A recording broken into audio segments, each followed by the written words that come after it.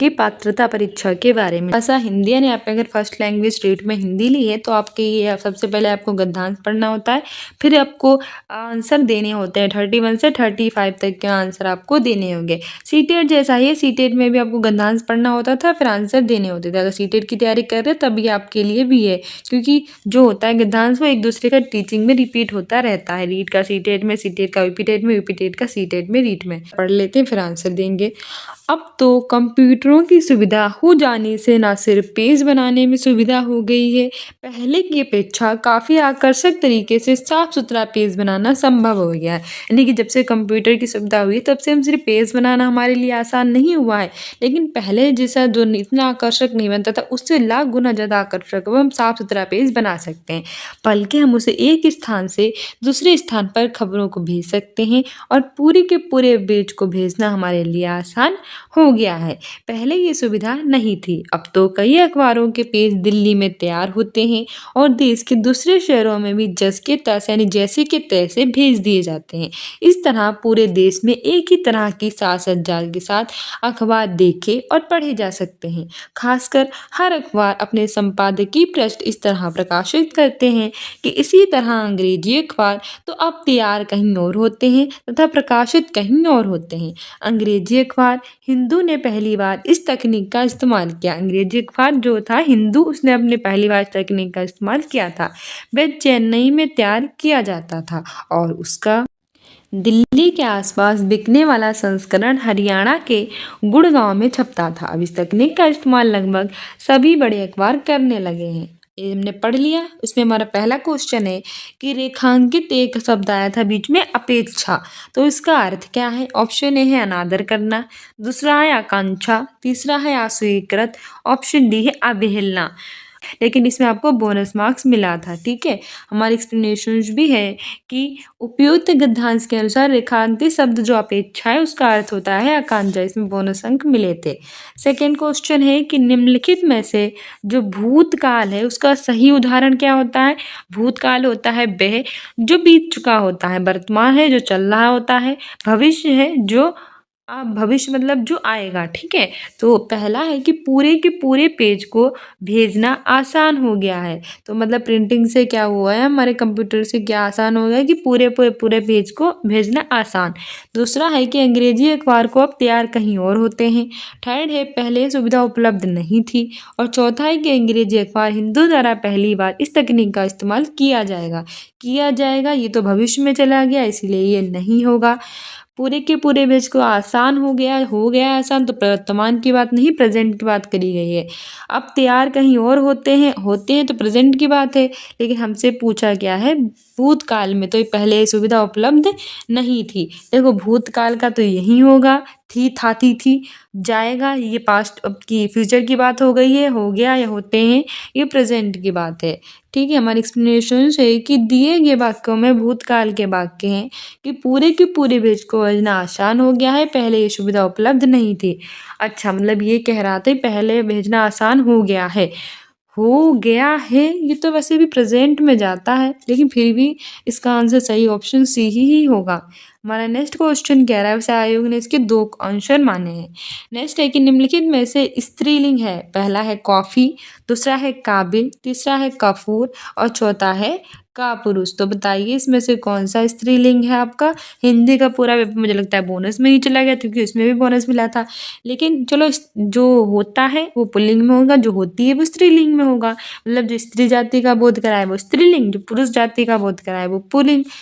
काफ़ी काफ़ी काफ़ी होता है, ये काम मेरे लिए काफ़ी है, काफ़ी समय लग गया आपको, तो पुल्लिंग में चला जाएगा। तुम मेरे काबिल ही नहीं हो, या मैं तुम्हारे काबिल ही नहीं हूँ, तुम काबिल ही नहीं हो जो ये काम करो, ये भी पुल्लिंग में चला जाएगा।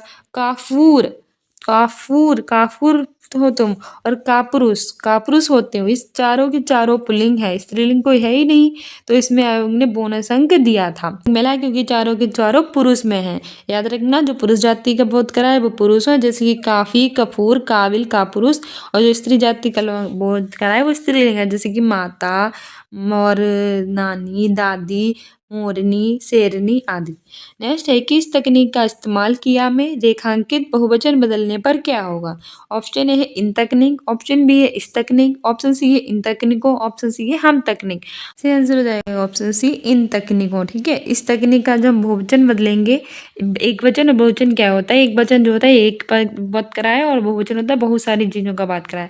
तो इस तकनीक में एक वचन है, इसको बहुवचन बोलना इन तकनीकों का, मैंने इन तकनीकों का इस्तेमाल किया होगा। ठीक है, एक्सप्लेनेशंस भी है कि दिए गए वाक्य में रेखांकित शब्द इस तकनीक को बहुवचन में बदलने पर इन तकनीकों होगा। अब वाक्य होगा कि मैंने इन तकनीकों का इस्तेमाल किया। नेक्स्ट है कि निम्नलिखित में से कौन से शब्द का हिंदी मानक रूप है? ऑप्शन ए है खास, ऑप्शन बी है संभव, ऑप्शन सी है तैयार, ऑप्शन डी है पेज। बोनस अंक इसमें भी मिला था।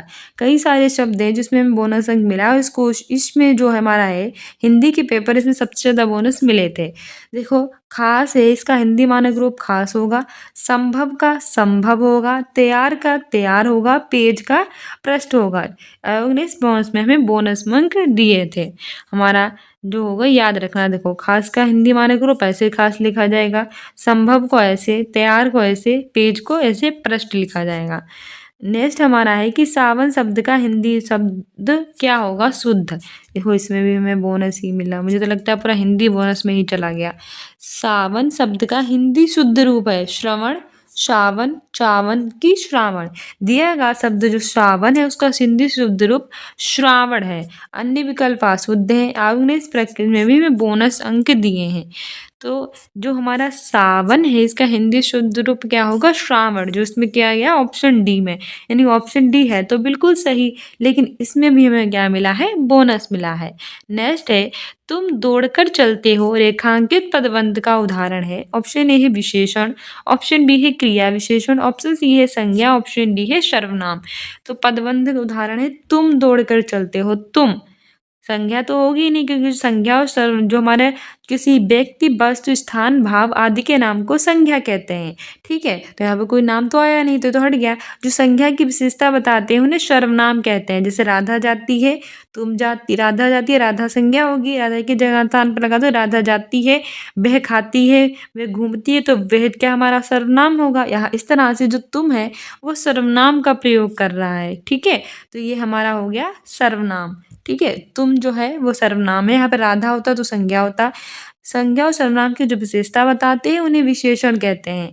जैसे काला घोड़ा, पीला गुलाब, ये सब विशेषण हो गए। ठीक है, और क्रिया विशेषण होते हैं जो क्रिया की विशेषता बताती थी, वो सब तो कुछ है नहीं, तो हमारा डी सही आंसर हो जाएगा।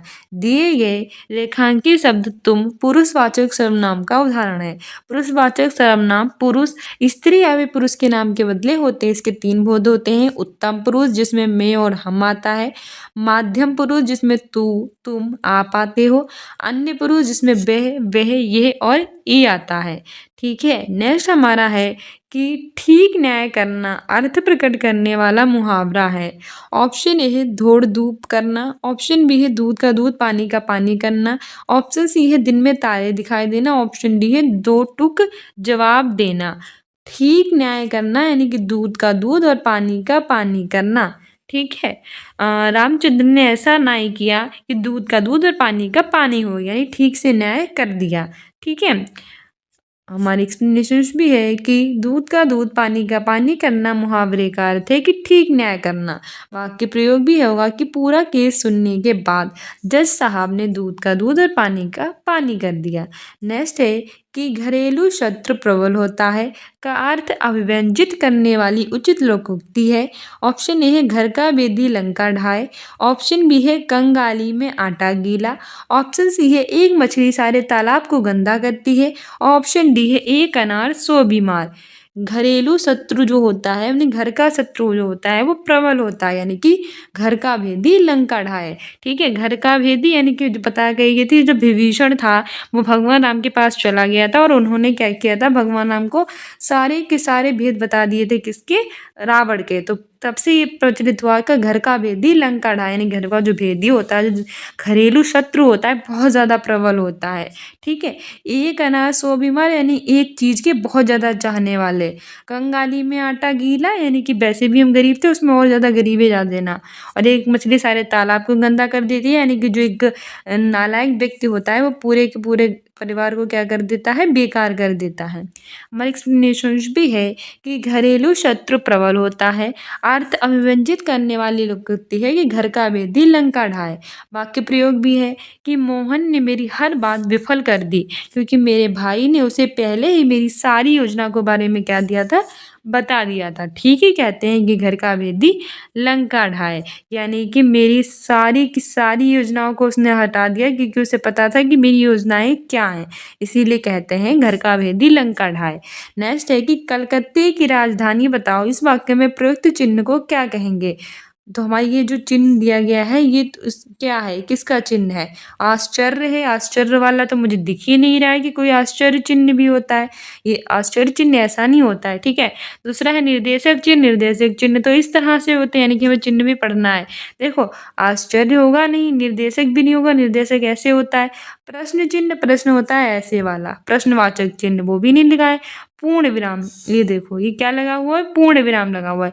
कलकत्ते की राजधानी बताओ, तो इस वाक्य में प्रयुक्त चिन्ह जो है वो पूर्ण विराम है। अगर आपको चिन्ह के बारे में पता है तो बहुत ईजी क्वेश्चन है, क्योंकि हमें पता है प्रश्नवाचक चिन्ह जो होता है वो ऐसे होता है, निर्देशक चिन्ह ऐसे होता है, आश्चर्य चिन्ह भी होता नहीं है इस तरह से।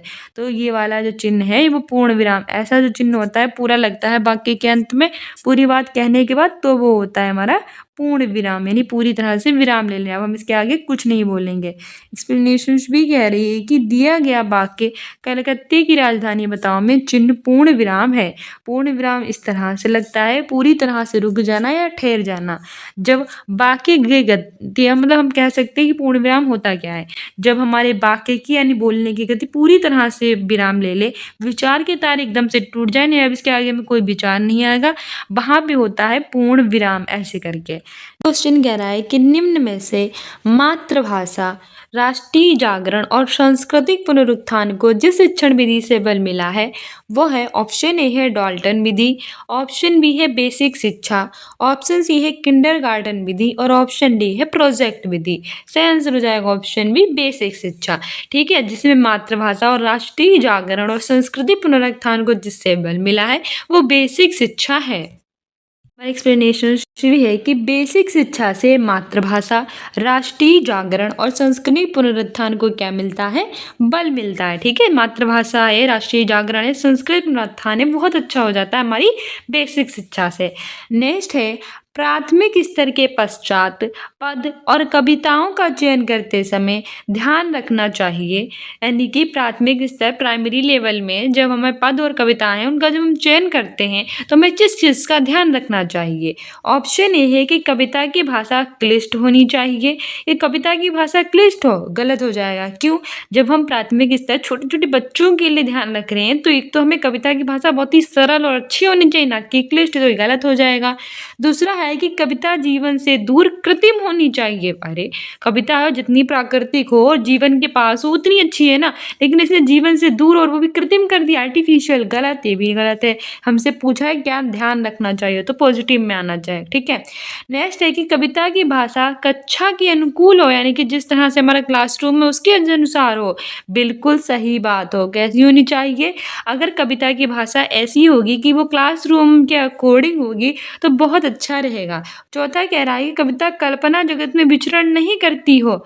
अरे ऐसे कैसे? जब तक जो हमारी कविता है वो कल्पना जगत में विचरण नहीं करेगी तब तक तो कुछ नहीं हो पाएगा ना, क्योंकि देखो कविता का उद्देश्य ही क्या होता है, वो तो प्राकृतिक होती है और कवि कहाँ विचरण करती है, कल्पना जगत से विचरण करती है। तो हमारा सही आंसर हो जाएगा ऑप्शन सी, कविता की भाषा कक्षा स्तर के अनुकूल हो। इसमें क्लिष्ट बोल दिया है इसीलिए गलत हो गया, इसमें जीवन से दूर बोल दिया है कृत्रिम, तो इसीलिए गलत हो गया, इसमें नहीं लिख दिया इसीलिए गलत हो गया। हमारे एक्सप्लेनेशन भी कह रही है कि प्राथमिक स्तर के पश्चात पद और कविताओं का चयन करते समय यह ध्यान रखना चाहिए कि कविता की भाषा कैसी हो, कक्षा स्तर के अनुकूल हो। ठीक है, नेक्स्ट है कि विद्यार्थी सही ढंग से लिखे और उसके लेखन कौशल में निरंतर विकास है तो आवश्यक है। यानी कि जो स्टूडेंट्स होता है वो बहुत अच्छे ढंग से लिखें, ठीक है, उनका रिटन स्किल कैसा हो, बहुत अच्छा हो और उसके लेखन कौशल में लगातार विकास होता रहे, इसके लिए क्या आवश्यक है। ऑप्शन ए है कि अध्यापक विद्यार्थी लिपि, शब्द और वाक्य रचना की अशुद्धियों को दूर करते रहें। हाँ, ऐसा कर सकते हैं। अगर लिपि, शब्द और वाक्य रचना की जो अशुद्धियाँ होती हैं, जो गलतियाँ हैं, उनको दूर करते हैं, तब भी हो सकता है। आगे भी देख लेते हैं। सेकेंड है कि अच्छा लेखन करने पर असीमित प्रशंसा की जाए। प्रशंसा करना तो बढ़िया है, लेकिन अगर हम असीमित मतलब किसी को सीमा ही ना हो, इतनी प्रशंसा कर दें तो बच्चे फिर सीख ही क्या पाएगा। वो तो कहेगा मैं तो बहुत अच्छा कर लेता हूँ, टीचर भी बहुत प्रशंसा करता है। बच्चों की एक लिमिट भर प्रशंसा करनी चाहिए, बहुत ज़्यादा प्रशंसा हमें नहीं करनी चाहिए, असीमित नहीं करनी चाहिए। थर्ड है कि विद्यार्थी के साथ सहानुभूति व्यवहार नहीं किया जाए।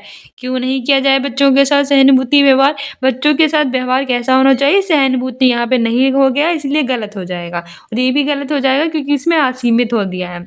फोर्थ है कि कक्षा में उचित फर्नीचर व्यवस्था की उपेक्षा की जाए। हे भगवान, कितना गलत है। मतलब हमें आंसर खुद ही कह रहा है चीख चीख कर कि मैं आंसर हूँ, मैं आंसर हूँ, क्योंकि हमसे पूछा था कि विद्यार्थी सही ढंग से लिखे यानी अच्छा लिखे और इसका लेखन कौशल और अच्छा हो सके, लगातार उसमें विकास हो सके। तो सबसे अच्छा आंसर यही है कि अध्यापक जो विद्यार्थी की लिपि, शब्द और जो वाक्य रचना है उसकी अशुद्धियों को क्या करता रहे, दूर करता रहे। जबकि असीमित प्रशंसा करना, विद्यार्थी का सहानुभूति व्यवहार नहीं करना, सबकी उपेक्षा करना, उसके फर्नीचर व्यवस्था की, तो ये सब निगेटिव में चले जाएंगे। हमारी एक्सप्लेनेशंस भी कह रही है कि विद्यार्थी सही ढंग से लिखें और उसके लेखन कौशल में लगातार विकास होता रहे, इसके लिए आवश्यक है कि विद्यार्थी लिपि, शब्द और वाक्य रचना की जो अशुद्धियाँ हैं उनको क्या कर सके, दूर कर सके, यानी कि उसको हम दूर करते रहें। नेक्स्ट है कि विद्यार्थी में पठन कौशल विकसित करने हेतु उचित उपाय क्या है। यानी कि जो स्टूडेंट्स होते हैं उनमें हमें पठन कौशल विकसित करना है। एज ए टीचर आप बच्चों के अंदर पठन कौशल विकसित करना चाहते हैं, उसके अंदर ऐसी स्किल डेवलपमेंट करना चाहती हैं वो ज़्यादा से ज़्यादा पढ़े, तो हम क्या कर सकते हैं।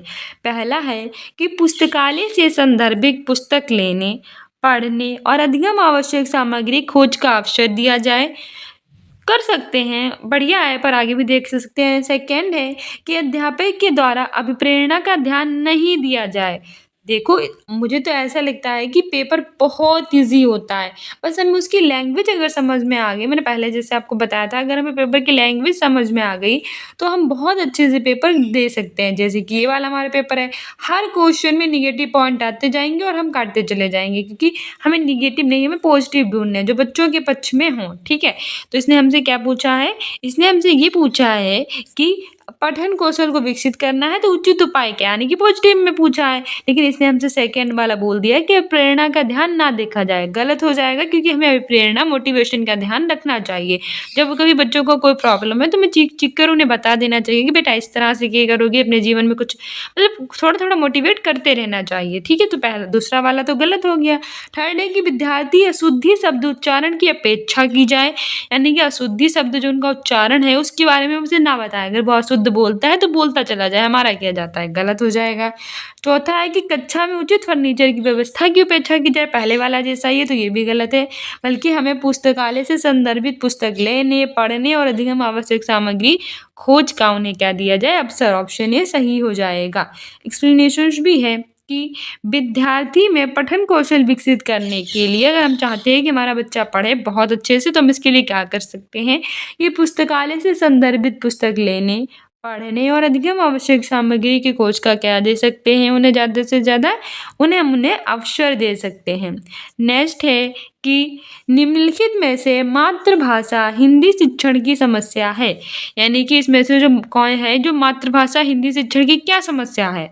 ऑप्शन है कि देवनागरी लिपि की अवैज्ञानिकता।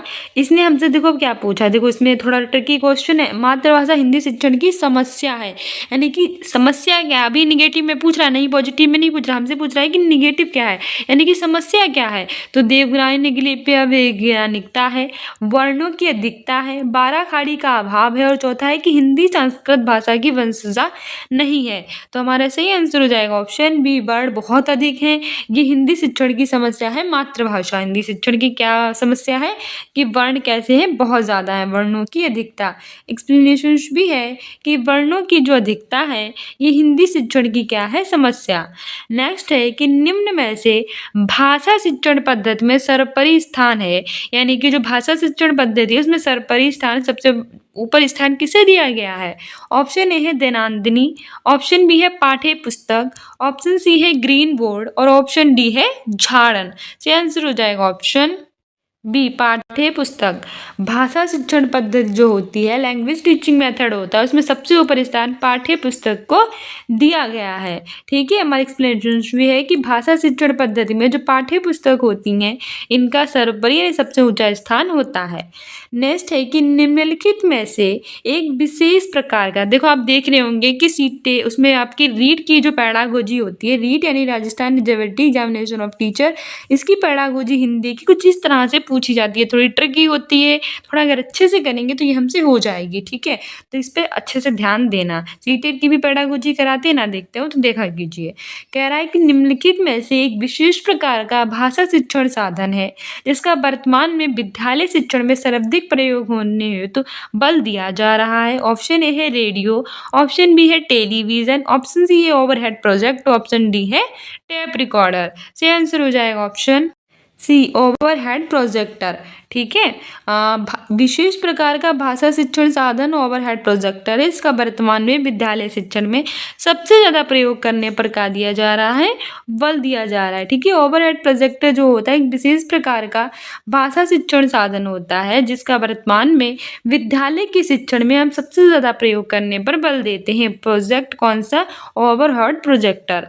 नेक्स्ट हमारा क्वेश्चन कह रहा है कि भाषा शिक्षण के द्वारा विद्यार्थियों के जो भाषाई ज्ञान और कौशल तथा उनकी रुचियाँ और वृत्तियाँ होती हैं उसमें कितना विकास हुआ है। इनके सापेक्षिक जानकारी प्राप्त करने हेतु कौन से दो कार्य करने होते हैं, यानी कि भाषा शिक्षण के द्वारा लैंग्वेज टीचिंग, लैंग्वेज जो हमारा होता है टीचिंग, इसके द्वारा हम विद्यार्थियों के द्वारा भाषा ही ज्ञान कौशल उनकी रुचियाँ और तथा जो अभिवृत्तियाँ होती है उसमें कितना विकास हुआ है, मतलब पहले से कितना हो चुका है, इसकी हमें जानकारी प्राप्त करनी है। तो कौन से दो कार्य हमें करने होंगे। पहला है आवृत्ति और पुनरावृत्ति, दूसरा है कि स्थान परिवर्तन चिकित्सा, तीसरा है अस्पष्टता निवारण और चौथा है हमारा मापन कथा, यानी कि मापन और मापन द्वारा प्राप्त मापों की संख्या। तो सही आंसर हो जाएगा ऑप्शन डी मापन और मापन द्वारा प्राप्त मापों की संख्या। ठीक है, हमारी एक्सप्लेनेशन भी कह रही है कि भाषा शिक्षण के द्वारा विद्यार्थियों के भाषाई ज्ञान और कौशल तथा उनकी रुचियों और वृत्तियों में कितना विकास हुआ है इसकी सापेक्षिक जानकारी प्राप्त करने के लिए दो कार्य मापन और मापन द्वारा प्राप्त मापों की व्याख्या करने होते हैं। नेक्स्ट है कि भाषा शिक्षण के क्षेत्र में मापन की सर्वाधिक प्रयोग में ली जाने वाली विधि का नाम है, यानी भाषा शिक्षण के क्षेत्र में हम मापन की सबसे ज़्यादा प्रयोग में लाई जाने वाली विधि है उसको हम प्रयोग करते हैं, सबसे ज़्यादा वो कौन सी है। पहली है निदानात्मक, दूसरी है परीक्षा विधि, तीसरी है योग्यता परीक्षा और चौथी है भावनात्मक इमोशनल। तो सही आंसर हो जाएगा ऑप्शन बी परीक्षा विधि। ठीक है, भाषा शिक्षण के क्षेत्र में मापने की सबसे ज़्यादा विधि जो प्रयोग में लाई जाती है वो परीक्षा विधि है। हमारी एक्सप्लेनेशन भी है कि भाषा शिक्षण के क्षेत्र में मापन की सबसे ज़्यादा प्रयोग में लाई जाने वाली विधि का नाम परीक्षा विधि है।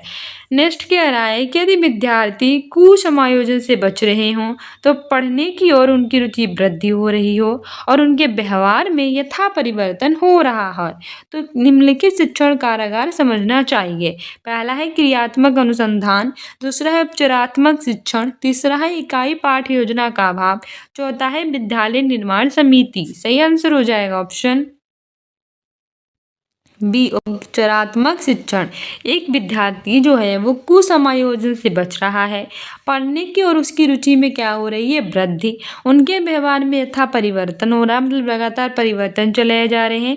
तो ये शिक्षण कारागार किसको समझना चाहिए, उपचारात्मक शिक्षण। ठीक है, हमारी एक्सप्लेनेशन भी है कि यदि विद्यार्थी कुसमायोजन से बच रहा हो, पढ़ने की और उनकी रुचि में वृद्धि हो रही है और उनके व्यवहार में यथा परिवर्तन हो रहे तो उपचारात्मक शिक्षण समझना चाहिए। तो हमारे पैडागोजी के क्वेश्चन जो होते हैं वो निपट गए हैं और अब हमारे फिर से गद्यांश आ गया है। पहले वाले में काव्यांश था, अब की ये गद्यांश है, तो जो इसको पढ़ लो। शायद वो भी गद्यांश था, ये भी गद्यांश है, इसको पढ़ना है। 51 से 60 तक में उत्तर देने हैं। हमारा गद्यांश है। देखो सीटेड और रीड में कुछ यही डिफरेंस होता है, उसमें स्टार्टिंग में ही गद्यांश और काव्यांश पूछ लेता है, इसमें आपका पहले पूछना है और लास्ट में पूछ रहा है। तो हमारा ये कह रहा है क्वेश्चन कि खुशी बांटने से बढ़ती है, गद्यांश है कि खुशियाँ जो है वो बांटने से क्या होती हैं, बढ़ती हैं और दुख कहने से कम हो जाता है। दैनंदिनी कार्यकलापों में सुख और दुख की जो अनुभूति होती है वे अनायास अनायास मतलब अचानक ही व्यस्त हो जाती है। बीमारी के समय हमारे मुंह से हे राम की ध्वनि या दुख की अवस्था में कई बार ओम मान निकल पड़ता है। इस तरह ओ मान, ये वो वाला उई माँ नहीं है, यो माँ है, ठीक है, वरना तुम गाना गाने लगो। इस तरह के अनेक ध्वनि संकेतों की सहायता से हम अपने विचारों को व्यक्त करने के लिए भाषा का सहारा लेते हैं। ये तो हुई मौखिक अभिव्यक्ति की बात। अब लिखित अभिव्यक्ति के लिए हमें चाहिए कि विचारों को क्रमबद्धता देकर हम भावों के अनुकूल भाषा का क्या करें, प्रयोग शुद्ध स्वाभाविक और स्पष्ट लिखने का प्रयास करें। कई बार ऐसा होता है कि हम सोचते तो बहुत हैं मगर ठीक से लिख नहीं पाते। इसके लिए सबसे पहले किसी भी विषय पर हमें एकाग्र भाव मतलब एकांत में सोचना चाहिए। हमें एकाग्र भाव से कॉन्सेंट्रेशन के साथ चिंतन मनन की जरूरत है। फिर भी चिंतन जब हमारे दिमाग में परिपक्व हो जाता है तब विचारों के अनुकूल शब्दों का हम चुनाव करते हैं और भाषा के सहारे लिखा जाता है। हमारा क्वेश्चन है कि रेखांकित जो दैनंदिनी शब्द है वो रूप क्या है। ऑप्शन ए अव्यय है, ऑप्शन बी है सर्वनाम है, ऑप्शन सी है पुल्लिंग है और ऑप्शन डी है विशेषण है। सही आंसर हो जाएगा ऑप्शन डी विशेषण। ठीक है, जो संज्ञा की विशेषता बताते हैं उन्हें सर्वनाम कहते हैं, जो संज्ञा और सर्वनाम की विशेषता बताते हैं उन्हें विशेषण कहते हैं। ठीक है, और पुल्लिंग जो होते हैं वो पुरुष जाति के बारे में बताते हैं, स्त्रीलिंग स्त्री जाति के बारे में बताते हैं। और ये हमारा जो दैनंदिनी शब्द है ये क्या है, विशेषण है। ठीक है, ऑप्शन डी सही हो जाएगा। हमारे एक्सप्लेनेशन भी है कि उपयुक्त गद्यांश के अनुसार रेखांकित शब्द जो दैनंदिनी है ये विशेषण शब्द है। इसका विशेष जो होगा वो दैनंदिन होगा। क्या होगा, दैनंदिन। नेक्स्ट है कि अनुकूल का विलोम क्या होगा। विलोम मतलब होता है उल्टा। तो हमसे पूछ रहा है कि अनुकूल का विलोम यानी कि अनुकूल का उल्टा क्या होगा। ऑप्शन ए है प्रतिकूल, बहुत इजी है। ऑप्शन बी है विप्रयास, ऑप्शन सी है विनिहित, ऑप्शन डी है अनुकूलन। से आंसर हो जाएगा ऑप्शन है प्रतिकूल। अनुकूल का जो विलोम है वो प्रतिकूल होगा। एक्सप्लेनेशन है कि अनुकूल का विलोम प्रतिकूल है, बाकी संगत नहीं है। नेक्स्ट हमारा है कि चिंतन शब्द का संधि विच्छेद क्या है। इसमें देखो बोनस मिला है तो मैंने एक साथ आपको बता दिया कि जो इसमें है, इसमें हमारा चिंतन शब्द का संधि विच्छेद पूछा था तो इसमें हमें बोनस मार्क मिला था क्योंकि चिंतन का संधि विच्छेद चिम प्लस तन होगा। क्या होगा, चिम प्लस तन। इसमें व्यंजन संधि ऑप्शन भी सही है, चिम प्लस तन बराबर चिंतन, लेकिन इसमें बोनस अंक हमें प्रदान किया गया था। तो याद रखना चिंतन का संधि विच्छेद होगा चिम प्लस तन और व्यंजन, इसमें संधि कौन सी होगी, व्यंजन संधि होगी। नेक्स्ट है हमारा कि अभिव्यक्ति समासिक पद में समास निहित है, यानी कि अभिव्यक्ति में कौन सा समास है। ऑप्शन ए है द्विगु, ऑप्शन बी है अव्ययीभाव, ऑप्शन सी है द्वंद्व, ऑप्शन डी है बहुब्रीहि। ये देखो इसमें हमारा बता रहा है अभि यानी उपसर्ग का प्रयोग होगा। अभि प्लस व्यक्ति अभिव्यक्ति, वह समास जिसमें हमें पहला शब्द उपसर्ग मिलता है तो वहाँ अव्ययीभाव समास होता है। ऑप्शन बी सही हो जाएगा। द्विगु में संख्या बताई जाती है, द्वंद्व में दोनों समान होते हैं, बहुब्रीहि में किसी तीसरे की बात की गई होती है, जैसे कि गणेश है, लंबुआ है, उधर उसका लंबोदर गणेश भगवान के लिए कहा गया है। ठीक है, तो ये सब होता है, गजानन है, ये सब बहुब्रीहि समास होते हैं। द्वंद्व है, माता पिता राम सीता, तो ये द्वंद्व है मतलब समान एक जैसे दोनों के अर्थ निकलते हैं। द्विगु मतलब चौराहा, चार राहों का समूह। ठीक है, तो ये सब होते हैं। लेकिन वैवाब जिसमें हमारा पहला पद जो है इसमें उपसर्ग लगा हुआ है, ये भी एक पहचान होती है। हमारे एक्सप्लेनेशन भी है कि दिए गए शब्द जो अभिव्यक्ति है उसमें अव्ययीभाव समास है। जिस समास का पहला पद अव्यय होता है और प्रधान भी होता है उसे हम अव्ययीभाव समास कहते हैं। जैसे कि यथाशक्ति में शक्ति के अनुसार, यथाविधि में विधि के अनुसार, दोनों में हमारा जो है वो उपसर्ग लगा है ठीक है, इसीलिए और प्रधान भी है और अव्यय का प्रयोग भी हुआ है। नेक्स्ट है कि निम्नलिखित में से तत्सम शब्द है। ऑप्शन ए है दिमाग, ऑप्शन बी है मगर, ऑप्शन सी है अनायास, ऑप्शन डी है मुंह। तत्सम जो होते हैं वो संस्कृत भाषा के शब्द होते हैं और जो संस्कृत भाषा या हिंदी में हो जाते हैं वो क्या होते हैं, तद्भव होते हैं। तो मुंह ये तो हमारा तद्भव शब्द है, सही आंसर हो जाएगा ऑप्शन सी हमारा अनायास। ठीक है, अनायास यानी कि जो अचानक है ये हमारा कैसा है, तत्सम शब्द है। हमारे एक्सप्लेनेशंस भी है कि दिए गए अनायास तत्सम शब्द है जबकि अन्य विकल्प तद्भव है। नेक्स्ट है बीमार शब्द के सही पर्यायवाची। पर्यायवाची मतलब एक जैसे अर्थ देने वाले। वे शब्द जो किसी भी शब्द का एक जैसा अर्थ देते हैं वो हमारे कहलाते हैं पर्यायवाची। ऑप्शन ए है मनोदशा, रुग्ण और हमारा क्या है, उपशमन है। सेकेंड हमारे पास क्या है, सेकेंड हमारे पास है अस्वस्थ, रुग्ण और व्याधिग्रस्त। कौन सा हमारा है, अस्वस्थ, रुग्ण और व्याधिग्रस्त। थर्ड हमारे पास है आधि, व्याधिग्रस्त, आदिग्रस्त और चौथा है आसक्त, रोगग्रस्त, रोगयुक्त। तो बताइए कौन सा बीमार का है पर्यायवाची, अस्वस्थ है, लोग कहते हैं तुम अस्वस्थ हो, रुग्ण हो और व्याधिग्रस्त हो। ठीक है, ऑप्शन भी सही हो जाएगा। मनोदशा ये तो अलग हो जाता है इसमें, और रोषयुक्त तो क्रोध वाला हो जाता है और ये सब तो होगा नहीं, तो सही आंसर ऑप्शन भी हो जाएगा स्वस्थ, रुग्ण और व्याधिग्रस्त। हमारे एक्सप्लेनेशन भी है कि दिए गए शब्द बीमारी के पर्यायवाची हैं, अस्वस्थ, रुग्ण और व्याधिग्रस्त। नेक्स्ट है कि निम्न में से वर्तनी की दृष्टि से शुद्ध शब्द हैं। ऑप्शन ए है कनिष्ठ, ऑप्शन बी है स्पष्ट, ऑप्शन सी है गरिष्ठ, ऑप्शन डी है वरिष्ठ। तो शुद्ध पूछा है तो स्पष्ट सही हो जाएगा वर्तनी की दृष्टि से, बिल्कुल शुद्ध रूप है स्पष्ट। बाकी हमारे जो है वो असंगत हैं। क्यों असंगत है जरा देख लेते हैं। कह रहा है कि स्पष्ट वर्तनी की दृष्टि से शुद्ध शब्द है। कनिष्ठ को हम इस तरह से लिखेंगे कनिष्ठ, ठीक है, कनिष्ठ ऐसे लिखा जाता है। गरिष्ठ में भी ऐसे करके ठा लगेगा और वरिष्ठ में भी ऐसे ठा लगेगा। इसमें देखो लगा नहीं, इसलिए ये अशुद्ध रूप है। नेक्स्ट टाइम के लिए याद रखना। नेक्स्ट है अपने विचारों को प्रकट करने के लिए जिस माध्यम का सहारा लेते हैं उसे कहते हैं। ऑप्शन ए है ध्वनि समय, ऑप्शन बी है वर्णमाला, ऑप्शन सी है भाषा, ऑप्शन डी है भावानुकूलित। सही आंसर हो जाएगा ऑप्शन सी भाषा। हमारे अपने जो विचार होते हैं, जो थॉट्स होते हैं, उनको हमें प्रकट करना है, एक्सप्रेस करना है, तो हम जिस माध्यम का प्रयोग करेंगे उसे भाषा यानी कि लैंग्वेज कहेंगे। एक्सप्लेनेशन भी है कि अपने विचारों को प्रकट करने के लिए जिस साधन का सहारा लेते हैं उसे लैंग्वेज यानी कि भाषा कहते हैं। नेक्स्ट है निम्नलिखित में से एकार्थी शब्द नहीं है, नहीं पूछा है एकार्थी शब्द जो सिर्फ एक अर्थ देता है। ऑप्शन ए है साथ, ऑप्शन बी है स्वभाव, ऑप्शन सी है शहादत, ऑप्शन डी है सामान। तो इसमें भी हमें बोनस अंक मिला था। क्यों मिला था जरा देख लेते हैं। हमारे एक्सप्लेनेशन है कि दिए गए विकल्पों में स्वभाव तथा साधक एकार्थी शब्द नहीं है जबकि ये अनेकार्थी शब्द हैं। जिन शब्दों का अर्थ एक ही होता है उसे हम एकार्थी कहते हैं, जैसे कि 7 हैं, 6 से एक अधिक, समान, एक लाल सी बड़ी मछली। अनेकार्थी होते हैं स्वभाव में आदत, प्रकृति, चरित्र और मनोदशा। साधक में प्रभु, श्रेष्ठ जन, बुजुर्ग लोग। ठीक है, इस तरह से इसमें बोनस अंक मिला था। हमारा लास्ट क्वेश्चन कह रहा है कि बीमारी के समय हमारे मुंह से हे राम की ध्वनिया दुख की अवस्था में कई बार, तो अभी ऐसा आया था, ओमा निकल पड़ता है। तो रेखांकित शब्द क्या है, इसमें रेखांकित शब्द पूछा है। तो ऑप्शन ए है जातिवाचक है, ये वाला ओमा, ऑप्शन बी है अव्यय है, ऑप्शन सी है पदार्थवाचक है, ऑप्शन डी व्यक्तिवाचक। सही आंसर हो जाएगा हमारा ऑप्शन बी अव्यय है। ठीक है, जातिवाचक संज्ञा वे होती है जाति के बारे में बोध कराती है। जो हमारा पदार्थवाचक होती है उसे द्रव्यवाचक भी कहते हैं। व्यक्तिवाचक जो व्यक्तियों के बारे में बताती है। लेकिन ओ माँ जो है वो हमारा क्या है, विस्मयदिबोधक अव्यय है। इसमें हर्ष, शोक आदि के भाव सूचित हो रहे हैं। हाय अब मैं क्या करूं, ऐसे जो होते हैं विस्मयदिबोधक होते हैं। अपने रीड के प्रीवियस ईयर पेपर के बारे में जो नंबर का क्वेश्चन कह रहा है कि वाक्य के अंग हैं, ध्यान से देखना और अच्छे से क्वेश्चन के आंसर देना। ऑप्शन ए है उद्देश्य, ऑप्शन बी है विधेय, ऑप्शन सी है विकल्प ए और बी दोनों सही हैं और ऑप्शन डी है इनमें से कोई नहीं।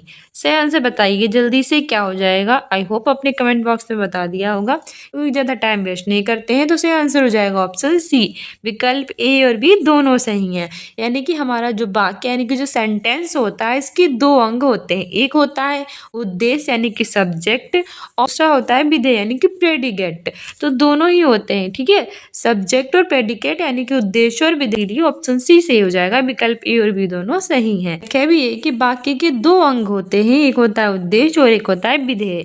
वाक्य में जिसके बारे में बताया जाता है उसे हम कहते हैं उद्देश्य, और वाक्य में उद्देश्य के बारे में जो बताते हैं उसे कहते हैं विधेय। ठीक है, तो याद रखना वाक्य के कितने अंग होते हैं, तो दो अंग होते हैं। कौन कौन से? एक होता है उद्देश्य और एक होता है विधेय। उद्देश्य क्या होता है? तो जिसके बारे में बात की जाती है उसे उद्देश्य कहते हैं, और उद्देश्य के बारे में जब बात की जाती है तो उसे हम विधेय कहते हैं। जैसे हमारे पास एग्जाम्पल उदाहरण है कि बच्चा सो गया। इस वाक्य में जो बच्चा है वो उद्देश्य है, और सो गया क्या है? विधेय। यानी कि बच्चे के बारे में बात की जा रही है, या वो क्या है? सो गया, तो ये विधेय है, और बच्चा जो है वो हमारा क्या है? उद्देश्य है। नेक्स्ट है कि जो वाक्य मुख्य उद्देश्य और मुख्य विधेय से बना हो वे क्या कहलाता है? यानी कि जो सेंटेंस जो मुख्य उद्देश्य और मुख्य विधेय होता है इससे बना होता है तो उसे कहते क्या है? ऑप्शन ए है संभावनार्थक वाक्य, ऑप्शन बी है आश्रित उपवाक्य, ऑप्शन सी है संकेतार्थक वाक्य, और ऑप्शन डी है प्रधान उपवाक्य। तो बताइए जो वाक्य मुख्य उद्देश्य और मुख्य विधेय से बना उसे हम क्या कहते हैं? तो सही आंसर हो जाएगा ऑप्शन डी, प्रधान उपवाक्य। ठीक है, जो वाक्य मुख्य उद्देश्य से और मुख्य विधेय से बना होता है उसे हम प्रधान उपवाक्य कहते हैं। ठीक है, हमारी व्याख्या कह रही है कि प्रधान उपवाक्य वह वाक्य है जो अपने उद्देश्य और उपविषय को स्पष्ट करता है। ये स्वतंत्र रूप से अर्थपूर्ण होता है और किसी अन्य उपवाक्य पर निर्भर नहीं करता है। प्रधान उपवाक्य से वाक्य का प्रधान अर्थ या उद्देश्य निहित होता है, जिससे इसका संपूर्ण आशय स्पष्ट होता है। तो प्रधान उपवाक्य क्या है?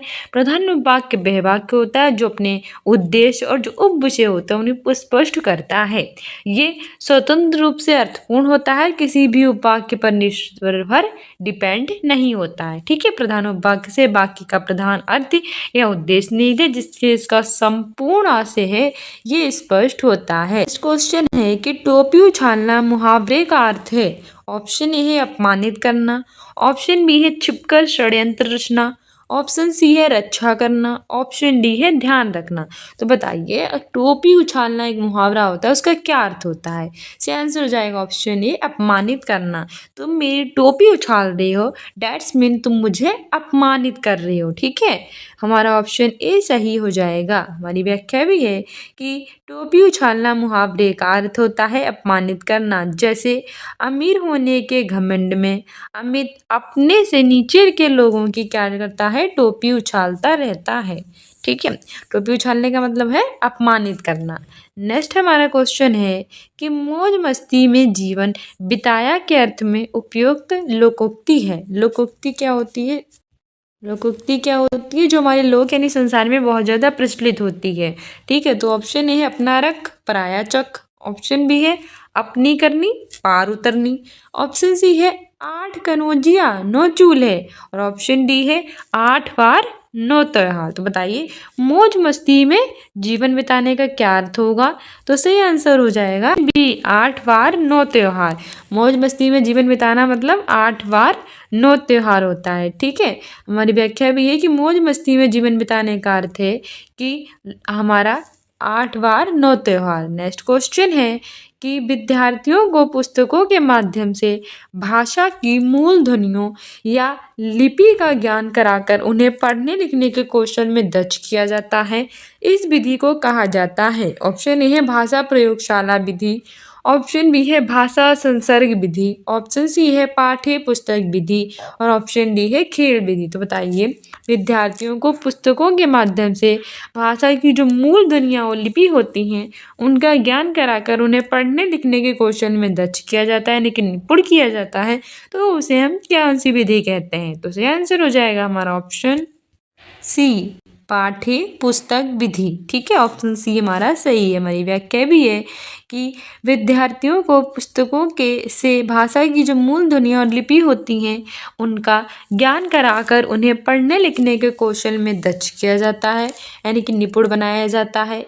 तो इस विधि को हम पाठ्य पुस्तक की विधि कहते हैं। इस विधि में व्याकरण की पुस्तक के आधार पर जो व्याकरण का अध्ययन है वो करवाया जाता है। शिक्षक पहले पुस्तक से नियमों की व्याख्या करते हैं, फिर विद्यार्थियों को पुस्तकों के माध्यम से भाषा की जो मूल ध्वनियाँ और लिपि होती हैं उनका भी ज्ञान कराते हैं। नेक्स्ट है कि डाल्टन प्रणाली का आविष्कार किसने किया? ऑप्शन ए है किलपैट्रिक ने, ऑप्शन बी है डाल्टन ने, ऑप्शन सी है मॉन्टेसरी ने और ऑप्शन डी है पार्कहर्स्ट ने। तो बताइए जो डाल्टन प्रणाली थी उसका आविष्कार किसने किया था?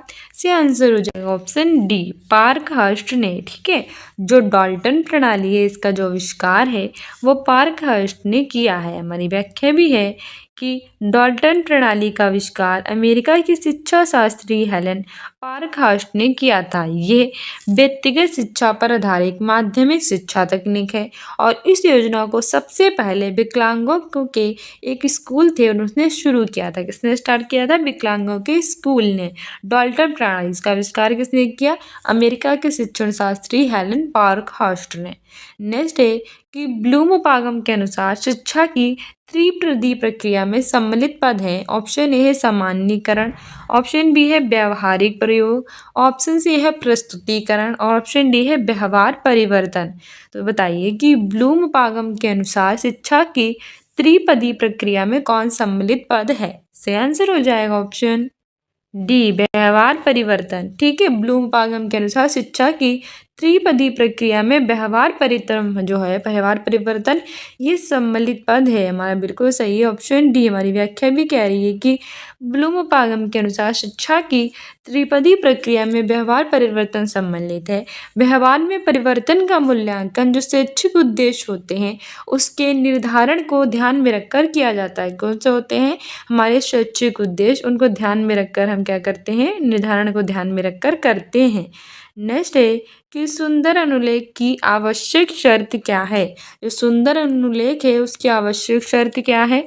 ऑप्शन ए है कि अनुलेख लिखते वक्त शिक्षक विद्यार्थी की सहायता ना करें, ऑप्शन बी है कि अनुलेख सौ बोलकर लिखवाया जाए, तीसरा है कि अनुलेख में जो अक्षरों की बनावट है वैसी ही हो जैसे कि उसके आदर्श लेख हैं, और चौथे है कि सभी विकल्प सही है। तो बताइए सुंदर लेख अच्छा सा अनुलेख लिखने की क्या शर्त होती है? तो सही आंसर हो जाएगा इसमें हमारा ऑप्शन सी कि अनुलेख में अक्षरों की जो बनावट है वो वैसी ही हो जैसे कि आदर्श लेख में होती है। ठीक है, अनुलेख में अक्षरों की बनावट कैसी हो? बिल्कुल वैसी जैसी कि आदर्श लेख में होती हैं। ये सुंदर अनुलेख की आवश्यक शर्त है।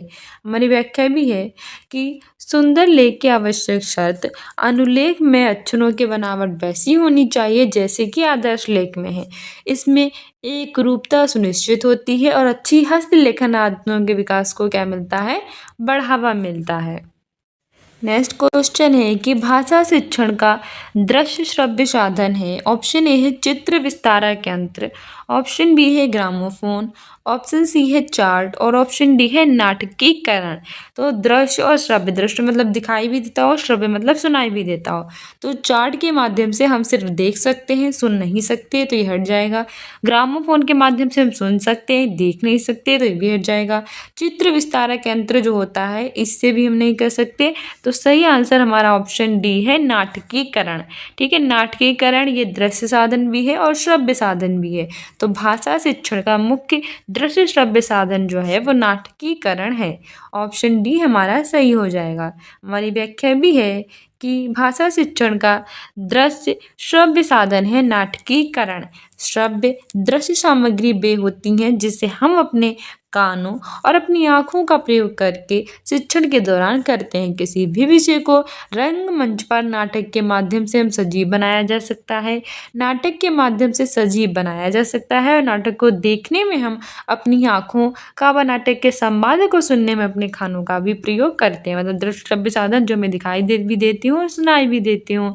ठीक है, नेक्स्ट हमारा क्वेश्चन है कि इनमें से पाठ्य पुस्तक के आंतरिक रूप में सम्मिलित तत्व नहीं है, यानी कि इसमें से वो कौन सा तत्व है जो पाठ्य पुस्तक के आंतरिक रूप में सम्मिलित नहीं है। ऑप्शन ए है भाषा, ऑप्शन बी है विषय सामग्री, ऑप्शन सी है जिल्द और ऑप्शन डी है शैली। तो देखो कौन सा हमारा सही नहीं है, तो सही आंसर हो जाएगा ऑप्शन सी जिल्द। ठीक है, जो पाठ्य पुस्तक होता है उसके आंतरिक रूप में जिल्द सम्मिलित नहीं होती है। पाठ्य पुस्तक के आंतरिक रूप में दी जाने वाली विषय सामग्री की ओर संकेत करता है, यानी कि पाठ्य पुस्तक में जो सामग्री दी होती है उस ओर संकेत करता है, जिसमें जिल्द शामिल नहीं है। नेक्स्ट है कि निम्नलिखित में से भाषा पुस्तकालय का लाभ कौन सा है। ऑप्शन ए है कि कक्षा शिक्षण में पूर्ति, ऑप्शन बी है स्वाध्याय के लिए अवसर, स्वाध्याय मतलब खुद से पढ़ने के लिए अवसर, थर्ड है कि विकल्प ए और बी दोनों सही है, फोर्थ है कि कोई नहीं। तो बताइए कि कौन सा भाषा पुस्तकालय का लाभ है। तो लाभ पूछा हमसे किसका, भाषा पुस्तकालय का। सही आंसर हो जाएगा ऑप्शन सी के विकल्प ए और बी दोनों सही हैं। कक्षा शिक्षण में पूर्ति और स्वाध्याय के लिए अवसर, ये भाषा पुस्तकालय का लाभ है। हमारी व्याख्या भी कह रही है कि भाषा पुस्तकालय का लाभ कक्षा शिक्षण में पूर्ति और स्वाध्याय के लिए अवसर दोनों ही है। भाषा पुस्तकालय के द्वारा सीखने हेतु विशेष जो उपकरण होते हैं उनकी व्यवस्था होती है, जिससे स्वाध्याय के हमें क्या मिलते हैं, अवसर अपॉर्चुनिटीज मिलती हैं, और अनुभवी शिक्षकों का भी क्या मिलता है, मार्गदर्शन हमें मिलता है। हमारा नेक्स्ट है कि इनमें से मौखिक परीक्षाओं का गुण है, यानी कौन सा मौखिक जो परीक्षाएं हैं उनका गुण है। ऑप्शन ए है कि एक शिक्षक एक समय में एक ही छात्र की परीक्षा ले सकता है, अतः समय अधिक लगता है। दूसरा है कि मौखिक परीक्षाओं को वस्तुनिष्ठ नहीं बनाया जा सकता। तीसरा है कि इन परीक्षाओं से विद्यार्थी के 3 भाषाई कौशलों जैसे कि सुनने, पढ़ने और बोलने का एक साथ मापन किया जा सकता है। और चौथा है कि इन परीक्षाओं से विद्यार्थी के लेखन कौशल का मापन हम नहीं कर सकते हैं। तो बताइए मौखिक परीक्षाओं का कौन सा गुण है। इसका आंसर हो जाएगा ऑप्शन सी। इन परीक्षाओं से विद्यार्थी के 3 भाषा कौशल जो कि सुनने, पढ़ने और बोलने होते हैं उनका एक साथ मापन किया जा सकता है। तो मौखिक परीक्षाएं का गुण क्या होता है, मौखिक परीक्षाएं जो बोल के कराई जाती है तो उनका सबसे अच्छा यही फायदा रहता है कि सुनने, बोलने और पढ़ने में एक साथ मापन हम कर सकते हैं तीनों मौखिक। हमारी व्याख्या भी है कि मौखिक परीक्षाओं के माध्यम से विद्यार्थी के 3 भाषाई कौशल सुनने, पढ़ने और बोलने का एक साथ मापन किया जाता है। मौखिक परीक्षा का सबसे पहले प्रयोग ग्लोडाइडस ने शुरू किया था। मौखिक परीक्षाओं का सबसे पहले उपयोग किसने शुरू किया था, ग्लोडाइडस ने। मौखिक परीक्षाओं में छात्रों से जो प्रश्न होते हैं वो पूछे जाते हैं और छात्रों को उन प्रश्नों के उत्तर बोलकर मौखिक रूप से देने होते हैं। इसमें क्या करते हैं, छात्रों से प्रश्न पूछते हैं और छात्र भी उनका मौखिक रूप से उत्तर बोलकर देते हैं। हमारा नेक्स्ट क्वेश्चन है कि निम्नलिखित में से उपलब्धि परीक्षण के निर्माण हेतु सम्मिलित पदों में से कौन सा पद नहीं है। ऑप्शन ए है परीक्षण योजना बनाना, ऑप्शन बी है परीक्षण के प्रारंभिक रूप की रचना करना, ऑप्शन सी है परीक्षण का पुनर्निरीक्षण और ऑप्शन डी है परीक्षण का अनुप्रयोग। सही आंसर हो जाएगा ऑप्शन डी परीक्षण का अनुप्रयोग। ठीक है, उपलब्धि परीक्षण के निर्माण हेतु सम्मिलित पदों में कौन सा पद नहीं है, तो परीक्षण का अनुप्रयोग ये नहीं है। परीक्षण की योजना बनाना है, परीक्षण के प्रारंभिक रूप की रचना करना भी है और उसका पुनर्निरीक्षण करना भी है। ठीक है, हमारी व्याख्या भी सेम ही कह रही है कि परीक्षण का अनुप्रयोग उपलब्धि परीक्षण के निर्माण के लिए शामिल पदों में से नहीं है। परीक्षण का अनुप्रयोग परीक्षा योजना का चरण होता है। नेक्स्ट है कि सतत और व्यापक मूल्यांकन प्रणाली का क्या दोष है। ऑप्शन ए है कि अल्प समयांतर में होने वाली परीक्षा टेस्ट से विद्यार्थी पूर्व वर्ष अध्ययनशील रहते हैं। दूसरा है कि विद्यार्थी को आवश्यक निर्देशन और परामर्श निरंतर यानी लगातार देते रहते हैं।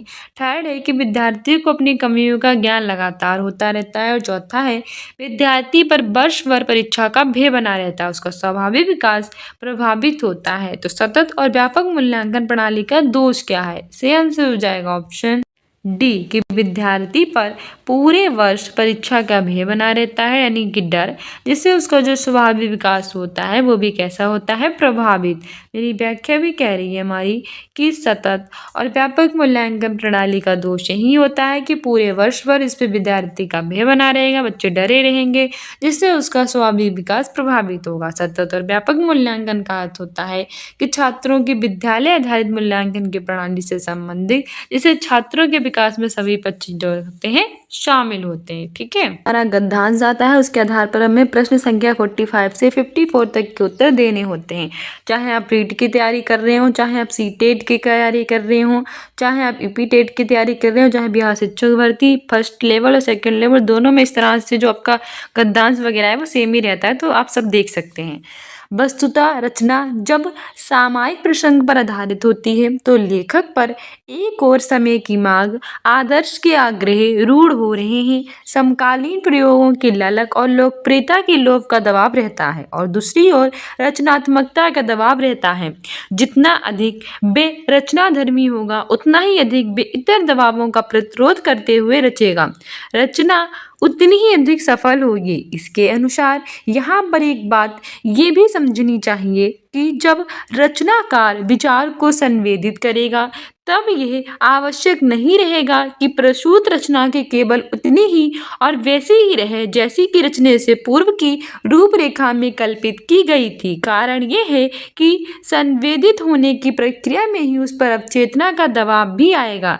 अब यह दबाव उसे कितना और कैसे बदल जाएगा ये जान लिए जाने का कोई साधन नहीं होता। ये तो रचने के बाद ही जाना जाता है कि क्या रचा गया है। प्रायः हर कलाकृति में ऐसे निहितार्थ रहते हैं और उसमें ऐसी व्यंजनाएं भी होती हैं जिनके प्रति स्वयं रचनाकार सजग हो ही ये आवश्यक नहीं।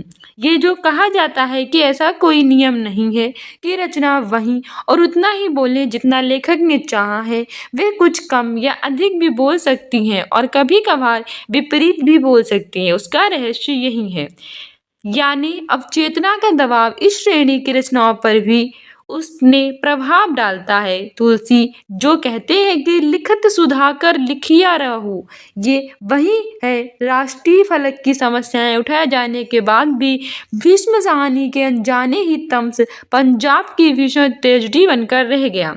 तो हमारा फर्स्ट क्वेश्चन इसमें है कि ट्रेजेडी शब्द उत्पत्ति के आधार पर है। जो हमारा ये ट्रेजेडी शब्द हमारे गद्यांश में आया है, ये उत्पत्ति के आधार पर कौन सा है? ऑप्शन ए है तद्भव। तद्भव वे शब्द होते हैं जो संस्कृत से हिंदी में आ जाते हैं। दूसरा होता है तत्सम जो जी के त्यों होते रहते हैं। थर्ड हमारा है विदेशी जो अन्य भाषाओं से आते हैं। फोर्थ होता है देशज जो अपनी ही भाषा के होते हैं। तो बताइए कौन सा है हमारा ट्रेजेडी शब्द? तो सही आंसर हो जाएगा ऑप्शन सी विदेशी। ट्रेजेडी शब्द उत्पत्ति के आधार पर विदेशी है। हमारे व्याख्या भी है कि ट्रेजेडी शब्द विदेशी है। अरबी, फारसी, अंग्रेजी और अन्य किसी जो दूसरी भाषा से हमारी भाषा में शब्द आते हैं उसका हम विदेशी शब्द कहते हैं, जैसे कि इरादा, इशारा, हलवाई, दीदार आदि। वही जो देशज शब्द होते हैं वो होते हैं लोटा, खिड़की आदि। नेक्स्ट हमारा है कि सुधाकर का पर्यायवाची शब्द है। पर्यायवाची वे शब्द होते हैं जो हमारे यहाँ एक जैसे शब्द होते हैं, ठीक है, जिनके समान अर्थ निकलते हैं, एक जैसे जैसे होते हैं, वो होते हैं पर्यायवाची शब्द।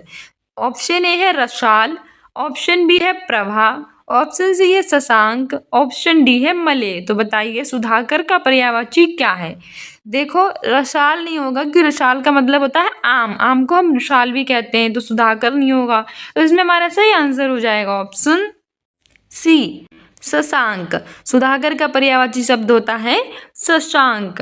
ठीक है, हमारी व्याख्या भी है कि सुधाकर का पर्यायवाची शशांक है। जिन शब्दों के अर्थ समान होते हैं, जैसे मैंने आपको बताया कि एक जैसे हमारे अर्थ देते हैं जो शब्द, उन्हें ही हम पर्यायवाची कहते हैं। जैसे आम का पर्यायवाची रसाल होगा, सुधाकर का शशांक होगा। ये हमारा पूछा गया था 23/7/2022 की शिफ्ट सेकेंड में राजस्थान टेट यानी कि Rajasthan eligibility examination of teacher. ठीक है, रीट के एग्जाम में हमारा प्रीवियस ईयर करा रहे हैं आपको। नेक्स्ट है जिसकी संवेदना के रूप में अनुभूति हुई हो। वाक्यांश के लिए उपयुक्त शब्द है, वाक्यांश के लिए उपयुक्त शब्द है ऑप्शन ए है प्रसूत, ऑप्शन बी है व्यंजनाएं, ऑप्शन सी है संवेदित, ऑप्शन डी है संवेग। तो बताइए जिनकी संवेदना के रूप में अनुभूति हुई हो उसे हम क्या कहते हैं। सही आंसर हो जाएगा इसमें हमारा ऑप्शन। देखो कुछ हमारे ऐसे होते हैं क्वेश्चन जिसमें हमें बोनस मार्क्स दिए जाते हैं, ठीक है, जो हमारा आयोग देता है। तो इसमें भी हमें ऐसा ही क्वेश्चन जिसमें हमें बोनस मार्क्स मिले थे, ठीक है, सबको मिले थे इसमें मार्क्स, लेकिन इसका सही है तो ऑप्शन सी हो जाएगा संवेदिक। जिसकी संवेदना के रूप में अनुभूति हुई हो उसे हम क्या कहते हैं, उसे हम संवेदित कहते हैं, लेकिन इसके लिए आयोग ने सबको समान अंक दिए थे।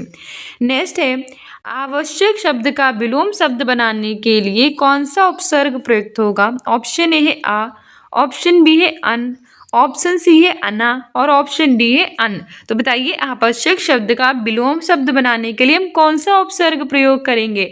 विलोम होता है उल्टा, यानी कि हमें आवश्यक का उल्टा शब्द बनाना है तो हमें कौन सा उपसर्ग प्रयोग करना पड़ेगा। और उपसर्ग वे शब्द होते हैं जो किसी भी जो होते हैं शब्द के आरंभ में लगते हैं उसके जो होता है अर्थ में परिवर्तन कर देते हैं।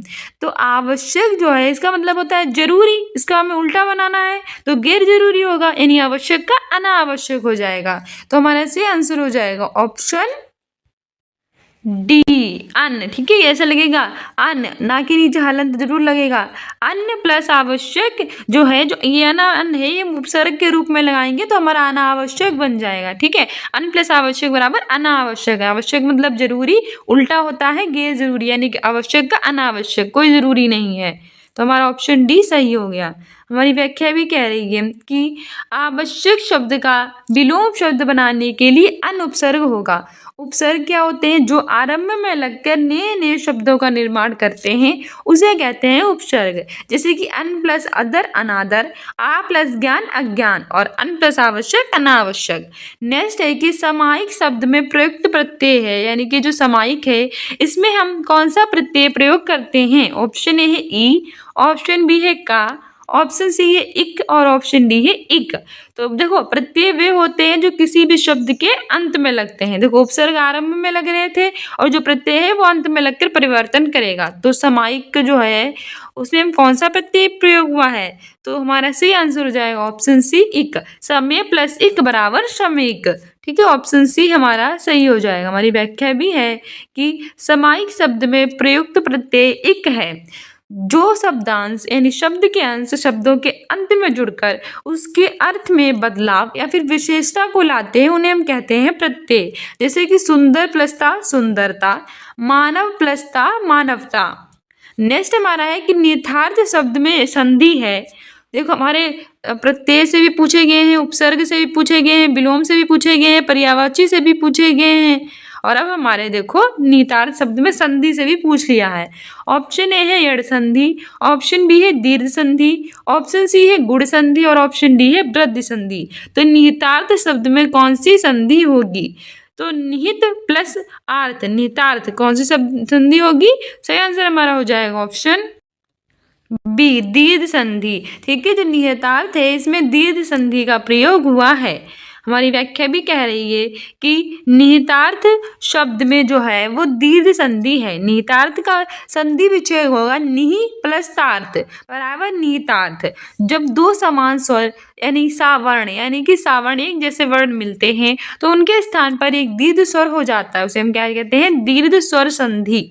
नेक्स्ट हमारा क्वेश्चन है कि निम्नलिखित शब्दों में अव्यय नहीं है। ऑप्शन ए है अधिक, ऑप्शन बी है जब, ऑप्शन सी है पूर्व, ऑप्शन डी है रचना। तो बताइए इसमें से कौन सा अव्यय नहीं है।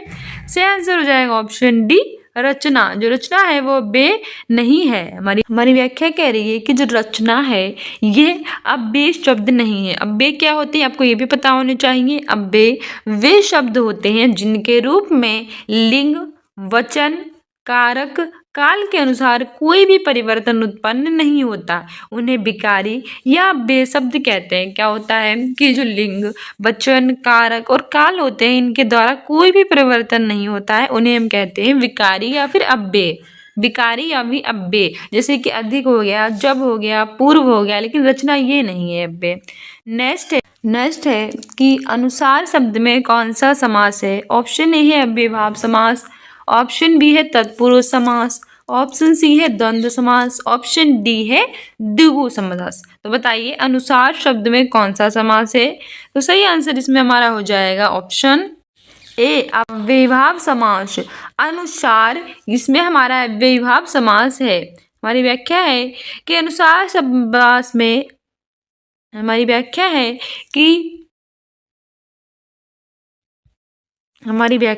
कि अनुसार शब्द में अव्ययीभाव समास है जिस समस्त पद का पहला पद अव्यय होता है और क्रिया विशेषण के रूप में प्रयुक्त होता है उसे हम अव्ययीभाव समास कहते हैं। जैसे कि प्रतिदिन, यथाशक्ति, आज जन्म इत्यादि। क्या होता है हमारे अव्ययी समास में कि जिसका पहला पद होता है अव्यय और क्रिया विशेषण के रूप में प्रयोग होता है उसे कहते हैं अव्ययीभाव समास। साथ ही में भी सोच सकते हैं कि जो उपसर्ग के रूप में प्रयोग होते हैं जैसे कि प्रति, यथा, ये उपसर्ग नहीं लग रहे हैं, तो जो उपसर्ग जिसमें प्रयोग होते हैं वो भी हमारे अव्ययीभाव कहलाते हैं, जैसे प्रतिदिन, यथाशक्ति, आज जन्म इत्यादि। नेक्स्ट है वह शब्द में सर्वनाम है। ऑप्शन ए है निश्चयवाचक, ऑप्शन बी है संबंधवाचक, ऑप्शन सी है निजवाचक, ऑप्शन डी है अनिश्चयवाचक। से आंसर हो जाएगा ऑप्शन ए निश्चयवाचक सर्वनाम। वह, यह, इसका, उसका, तो ये सब हमारे निश्चयवाचक सर्वनाम हैं। निजवाचक वे सर्वनाम होते हैं जो निजता का बोध कराते हैं। संबंध जिसमें होता है जिसमें जो सो लगा होता है तो वो तो संबंधवाचक, और अनिश्चयवाचक होता है मतलब जिसके बारे में पता नहीं होता। ठीक है, कौन, ये सब नहीं, कौन तो प्रश्नवाचक हो जाएगा। जैसे अनिश्चयवाचक होता है ठीक है, अनिश्चयवाचक जैसे कोई आया है, ठीक है, कोई वगैरह है, तो ये अनिश्चयवाचक मतलब हमें नहीं पता। संबंध में जिसमें हम एक दूसरे से संबंध बताते हैं, जो सो निजता का बोध कराता है, स्वयं करूंगा ये काम। लेकिन वह जो होता है वो एक निश्चयवाचक सर्वनाम है क्योंकि हमें पता है कि वह आया है। ठीक है, ऑप्शन ए बिल्कुल सही हो जाएगा। लेकिन हुआ क्या था, इसमें भी हमें आयोग ने क्या दिया था, बोनस मार्क्स दिया था, मतलब सबको एक जैसे अंक दे दिए। लेकिन आप याद रखना कि जिन सर्वनाम शब्दों में किसी निश्चित वस्तु का बोध होता है उसे निश्चयवाचक कहते हैं। वो तो सबको पता होगा, जैसे कि ये है, वे है, जो, ये, वे। ठीक है, इसने सबको समान अंक दिए थे आयोग ने। नेक्स्ट है कि लोभ शब्द में कौन सी संज्ञा है। ऑप्शन ए है व्यक्तिवाचक संज्ञा, ऑप्शन बी है जातिवाचक संज्ञा, ऑप्शन सी है वस्तुवाचक संज्ञा और ऑप्शन डी है भाववाचक संज्ञा। तो बताइए लोभ में कौन सी संज्ञा होगी। संज्ञा होती क्या है, किसी भी व्यक्ति, वस्तु, स्थान आदि के नाम को हम संज्ञा कहते हैं। इसके 5 प्रकार होते हैं, व्यक्तिवाचक, जातिवाचक, भाववाचक, पदार्थवाचक और हमारी द्रव्यवाचक। तो इसमें आपसे पूछ रहा है कि लोभ में क्या संज्ञा है, तो किसी व्यक्ति के बारे में तो बता नहीं रहा है, राम श्याम गीता सीता ये होता तो व्यक्तिवाचक हो, इसलिए हट जाएगा। जाति के बारे में बता नहीं रहा है, लड़का, माँ, तो ये सब तो है ही नहीं जाति की। वस्तु के बारे में भी नहीं बता रहा है, ये बता रहा है लोभ के बारे में। लोभ एक भाव में चला जाएगा, ऑप्शन डी बिल्कुल सही होगा। लोभ, लालच, प्रेम, ठीक है, घृणा, ये सब भाववाचक में जाते हैं, ऑप्शन डी हमारा सही है। ठीक है, जो लोभ होता है वो एक हमारा भाव होता है, ये एक भाववाचक संज्ञा है। लोभ शब्द लोभी भाववाचक संज्ञा से बना हुआ विशेषण है। जिस संज्ञा शब्द से पदार्थों की अवस्था, गुण, दोष, धर्म इन सब के बारे में जानकारी होती है उसे हम भाववाचक संज्ञा कहते हैं। जैसे कि मिठास, थकावट, मित्रता, बचपन आदि। ठीक है, लेकिन अब आपसे ये देखोगा मिठास में कौन सा प्रत्यय, मीठा प्लस आस, थकावट में थक प्लस आवट, मित्रता में मित्र प्लस था, बचपन में बच प्लस पन। ठीक है, ये सब संज्ञा में हमारे क्या हो रहा है, प्रत्यय का प्रयोग भी हो रहा है।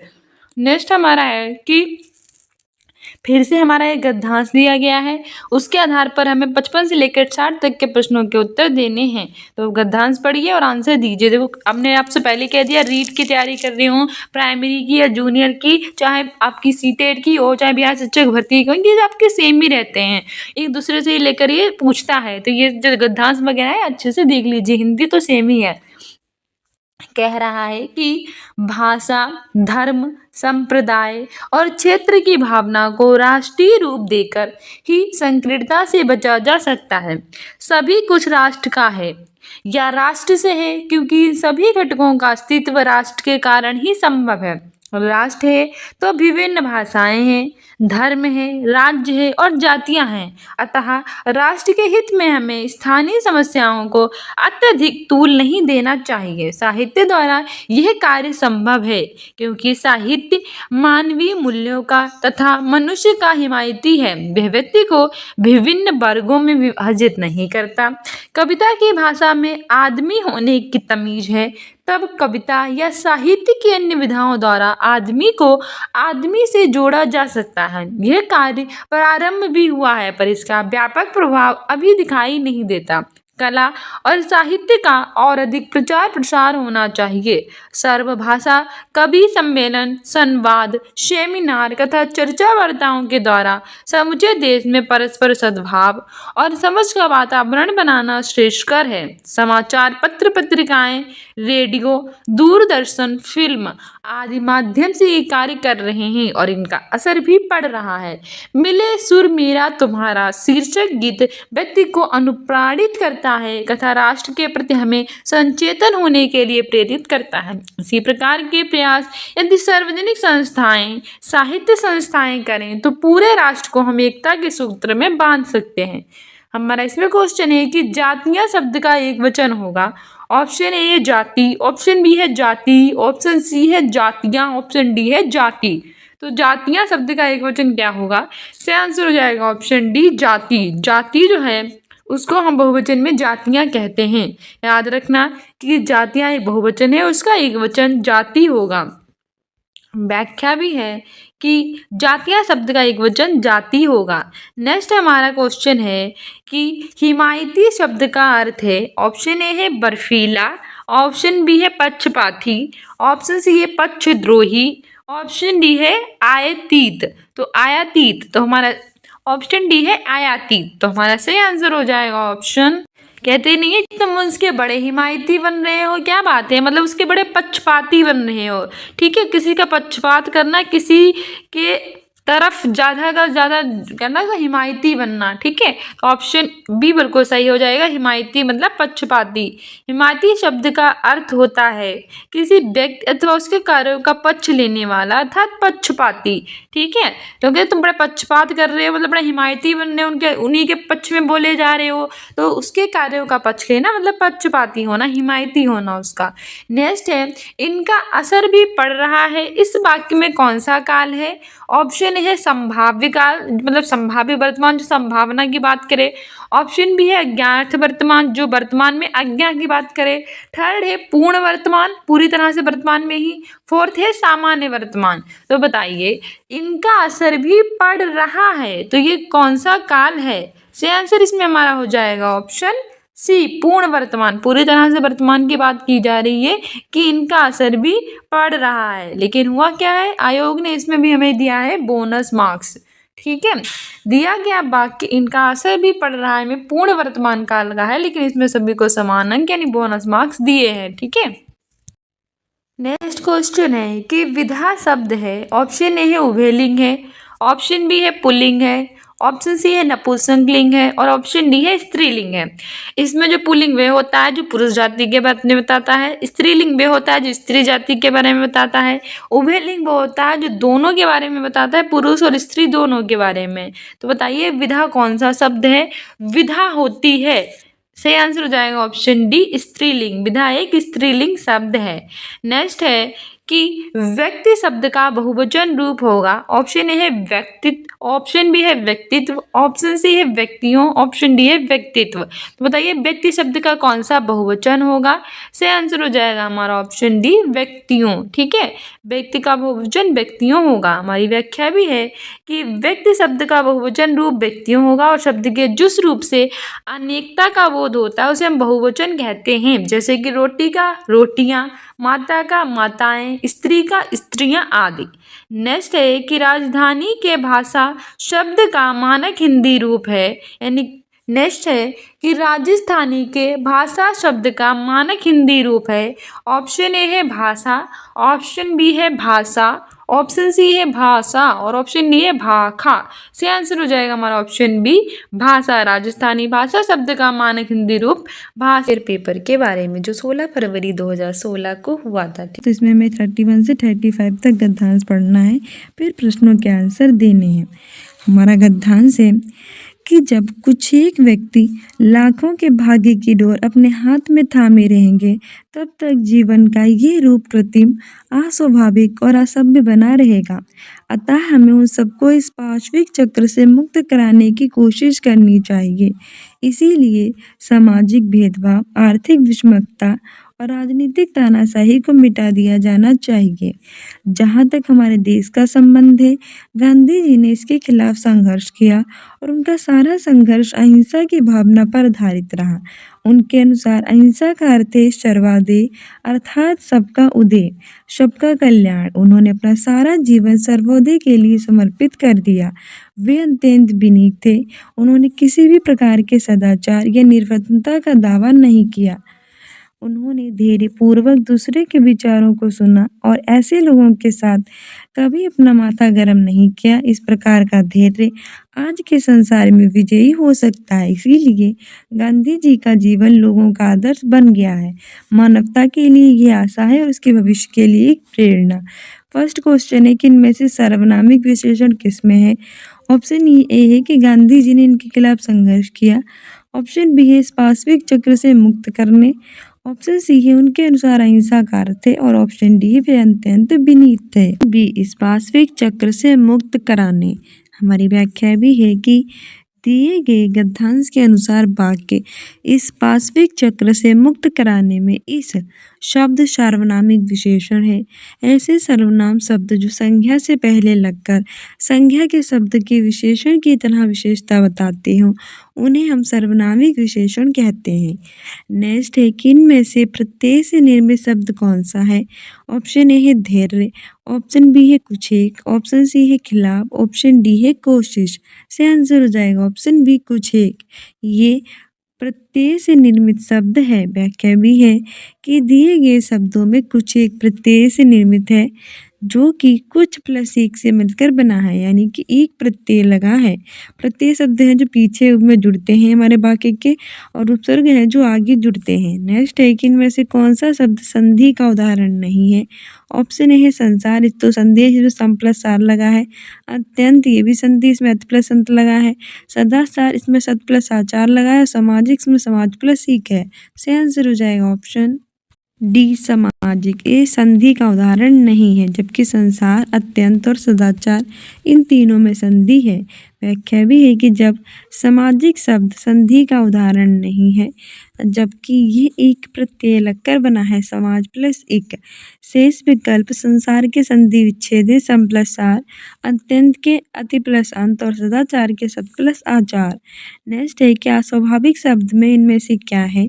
ऑप्शन ए है संधि और समास, ऑप्शन बी है समास और उपसर्ग, ऑप्शन सी है उपसर्ग और प्रत्यय, ऑप्शन डी है उपसर्ग और संधि। तो अस्वाभाविक में हमारा सही आंसर हो जाएगा ऑप्शन सी उपसर्ग और प्रत्यय। अस्वाभाविक शब्द में जो है वो उपसर्ग लगा है और प्रत्यय लगा है। इसमें आ प्लस स्वभाव प्लस एक, यानी 3 वर्णों से मिलकर बना है। आ प्लस स्वभाव प्लस एक, इसमें आ जो है वो उपसर्ग है, एक जो है प्रत्यय है। हमारी व्याख्या भी है कि गद्यांश के अनुसार अस्वाभाविक शब्द में उपसर्ग और प्रत्यय लगा है। इसमें जो स्वभाव है वो मूल शब्द है, आ उपसर्ग है और एक प्रत्यय है। नेक्स्ट है कि इनमें से किस में विशेषण का प्रयोग नहीं हुआ है। ऑप्शन ए है लाखों लोगों के, ऑप्शन बी है आर्थिक विषमता, ऑप्शन बी है सी है अहिंसा की भावना, ऑप्शन डी है एक प्रेरणा। से आंसर हमारा हो जाएगा ऑप्शन सी अहिंसा की भावना। तो दिए गए गद्यांश के अनुसार अहिंसा की भावना में विशेषण का प्रयोग नहीं हुआ है बल्कि संप्रदाय कारक का प्रयोग हुआ है। ठीक है, लाखों लोगों के आर्थिक विषमता और प्रेरणा में विशेषण का प्रयोग हुआ है। नेक्स्ट हमें फिर से गद्यांश दिया है, पढ़ना और आंसर देने हैं। हमारा गद्यांश है कि वह बालक अपने जीवन में संघर्ष ही करता रहा। लोग उससे कहते हैं कि यदि तुमने बचपन में पढ़ाई की होती तो ऐसे दिन नहीं देखने पड़ते। वह बचपन में पढ़ने भी गया लेकिन देवनागरी लिपि को वह नहीं समझ सका। वह अक्सर आम के पेड़ पर चढ़कर कच्चे पक्के आम तोड़ता और दिन गुजारता। कभी वह दीवार पर उछल चढ़कर बैठ जाता, प्यास लगने पर पानी पीता और फिर दोस्तों के बीच चला जाता। वह एक भी पुस्तक ठीक से नहीं पढ़ पाया। खाने में उसे उड़द की दाल पसंद थी। उसकी ये आदतें ही उसकी गरीबी और बेकारी का कारण बन गई, लेकिन अब उसमें भी उम्मीद और आशा नहीं छोड़ी है। नेक्स्ट क्वेश्चन है कि इसमें से कौन सा स्त्रीलिंग नहीं है। ऑप्शन ए है लिपि, ऑप्शन बी है पढ़ाई, ऑप्शन सी है समझ, ऑप्शन डी है संघर्ष। बे शब्द जो स्त्री जाति का बोध कराता है उससे स्त्रीलिंग कहते हैं। जैसे पढ़ाई की जाती है, संघर्ष किया जाता है, लिपि होती है, समझ होती है, लेकिन संघर्ष किया जाता है ये पुल्लिंग है, स्त्रीलिंग इसीलिए ये नहीं है। व्याख्या है कि दिए गए गद्यांश के अनुसार संघर्ष स्त्रीलिंग नहीं है बल्कि पुल्लिंग है। बाकी लिपि होती है, पढ़ाई होती है, समझ होती है, ये सब स्त्रीलिंग है। नेक्स्ट है कि इनमें से कौन सा शब्द कारक प्रशब्द के साथ प्रयुक्त होने पर ही बहुवचन के रूप में बदलता है। ऑप्शन ए है बालक, ऑप्शन बी है पुस्तक, ऑप्शन सी है दीवार, ऑप्शन डी है दाल। से आंसर हो जाएगा ऑप्शन ए बालक। हमारी व्याख्या भी है कि गद्यांश के अनुसार बालक है कि गद्यांश के अनुसार बालक शब्द में कारक प्रशब्द के साथ प्रयुक्त होने पर निम्न प्रकार का बहुवचन बनेगा। जैसे बालकों में जिज्ञासा होती है, बालकों को पढ़ाना चाहिए। नेक्स्ट है कि तुमने पढ़ाई की होती तो ऐसे दिन नहीं देखने पड़ते। ये वाक्य किस प्रकार का है। ऑप्शन ए है सामान्यभूत, ऑप्शन बी है हेतु हेतुमद्भूत, ऑप्शन सी है अपूर्णभूत, ऑप्शन डी है असन्नभूत। सही आंसर हो जाएगा ऑप्शन बी हेतु हेतु हेतुमद्भूत। व्याख्या भी है कि गद्यांश के अनुसार अगर तुमने पढ़ाई की होती तो मैं नहीं देखने पड़ते। इसमें हेतु हेतुमद्भूत काल है। इस काल के वाक्य में प्राय दो क्रियाएं होती हैं। प्रथम क्रिया दूसरे के आधार कारण के रूप में होती है। नेक्स्ट है कि इनमें से वे शब्द बताओ जिसका वचन अथवा लिंग किसी भी परिस्थिति में नहीं बदलता। ऑप्शन ए है आलसी, ऑप्शन बी है पानी, ऑप्शन सी है दिन, ऑप्शन डी है लिपि। आंसर हो जाएगा ऑप्शन बी पानी। वे शब्द पानी है जिसका वचन और लिंग है वो किसी भी परिस्थिति में नहीं बदलता। व्याख्या भी है कि दिए गए गद्यांश के अनुसार पानी शब्द वचन और लिंग किसी भी परिस्थिति में नहीं बदलता। पानी शब्द नित्य एकवचन पुल्लिंग में प्रयोग होता है। शेष विकल्प आलसी का आलसियों, दिन का दिनों, लिपि का लिपियों और परिस्थिति के अनुसार बदल जाएंगे। नेक्स्ट है कि इनमें से पुल्लिंग शब्द बताना है। वे जो पुरुष जानते बोध कराते हैं पुल्लिंग कहलाते हैं। ऑप्शन ए है उम्मीद, उम्मीद की जाती है, स्त्रीलिंग में है। आशा, आशा की जाती है, स्त्रीलिंग में है। बचपन होता है और बेकारी होती है, बेकारी भी स्त्रीलिंग है, आशा भी है, उम्मीद भी है, लेकिन बचपन ये पुल्लिंग में है, बाकी सब स्त्रीलिंग में है। नेक्स्ट है कि आपका जीवन मंगलमय हो ये वाक्य किस प्रकार का है। ऑप्शन ए है इच्छावाचक, ऑप्शन बी है संदेहवाचक, ऑप्शन सी है विधान निश्चयवाचक, ऑप्शन डी है संकेतवाचक। सही आंसर हो जाएगा ऑप्शन ए इच्छावाचक। आपका जीवन मंगलमय हो ये हमारी इच्छा है, इसे हमारा इच्छावाचक है। व्याख्या भी है कि आपका जीवन मंगलमय हो इसमें इच्छावाचक है। जिस वाक्य से किसी प्रकार की इच्छा या फिर कामना का बोध होता है उसे हम इच्छावाचक कहते हैं। वाक्यों को मुख्य रूप से हमने दो भागों में बांटा है। एक होता है रचना के आधार पर, इसके तीन भेद होते हैं, सरल वाक्य, मिश्र वाक्य, संयुक्त वाक्य। दूसरा होता है अर्थ के आधार पर, इसके 8 भेद होते हैं, विधिवाचक वाक्य, इच्छावाचक वाक्य, आज्ञावाचक वाक्य, प्रश्नवाचक वाक्य, संकेतवाचक वाक्य, निषेधात्मक वाक्य, संदेहवाचक, विस्मयवाचक वाक्य। नेक्स्ट है मेरा बड़ा भाई निशांत जासूसी पुस्तकें अधिक पढ़ता है। इस वाक्य में उद्देश्य का विस्तार है। ऑप्शन ए है निशांत, ऑप्शन बी है जासूसी, ऑप्शन सी मेरा बड़ा भाई, ऑप्शन डी है पुस्तकें। से आंसर हो जाएगा ऑप्शन सी मेरा बड़ा भाई। व्याख्या भी है कि मेरा बड़ा भाई निशांत जासूसी पुस्तकें अधिक पढ़ता है। इसमें मेरा बड़ा भाई उद्देश्य का विस्तार है।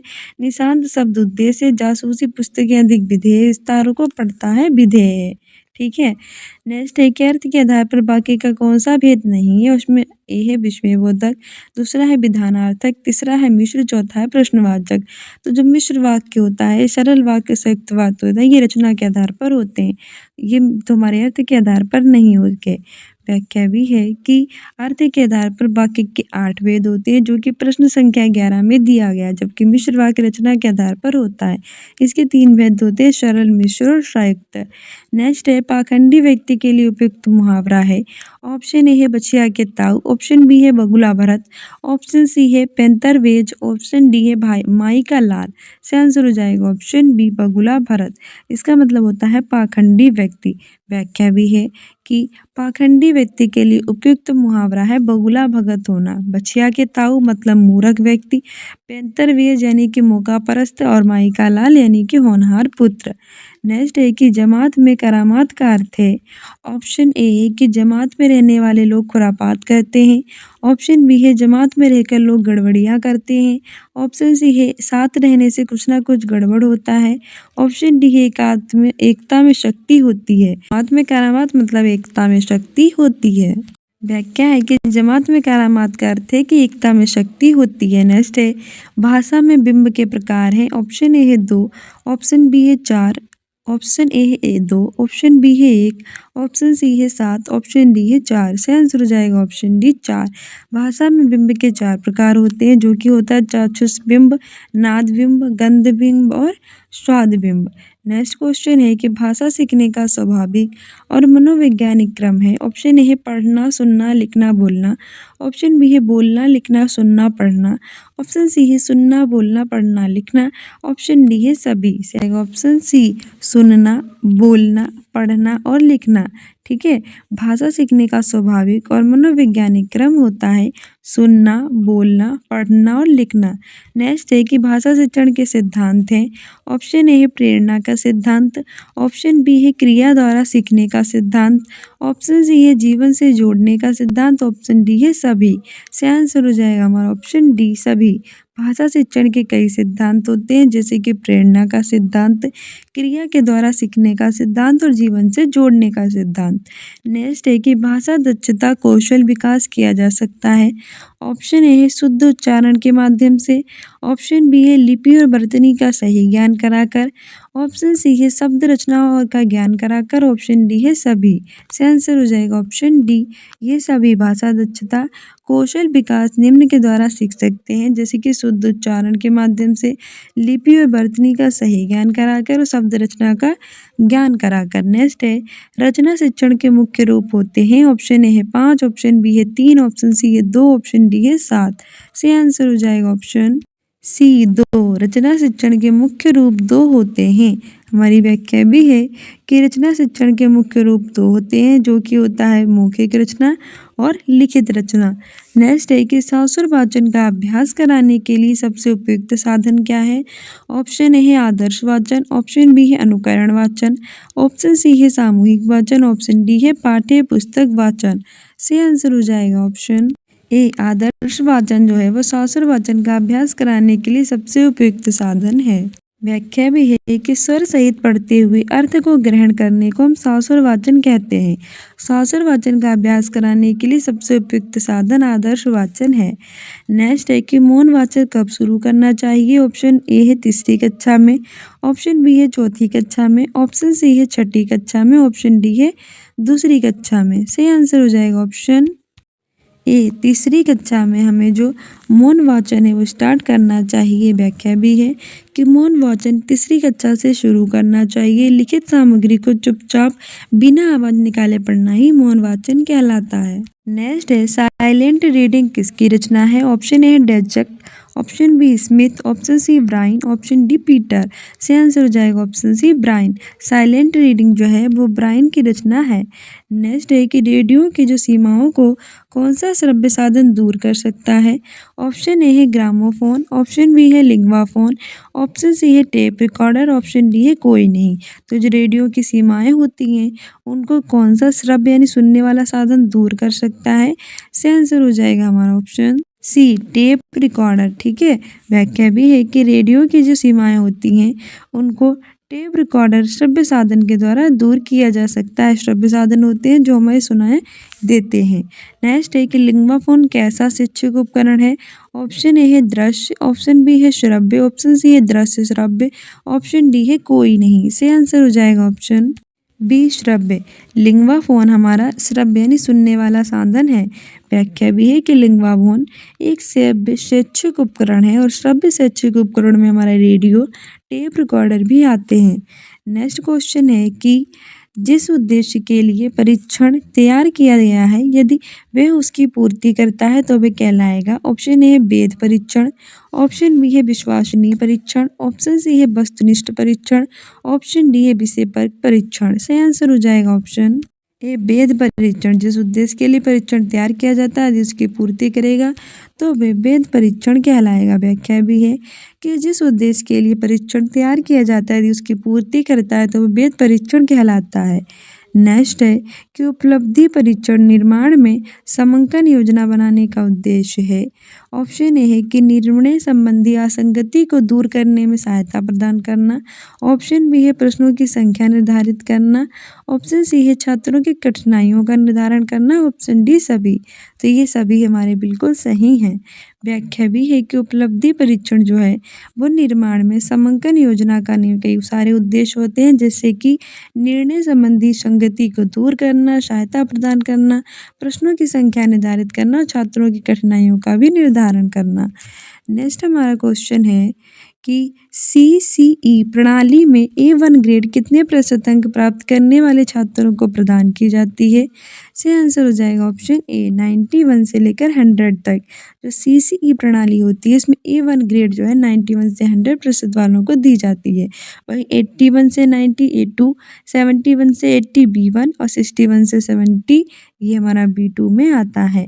नेक्स्ट है कि उपचारात्मक शिक्षण का उद्देश्य है।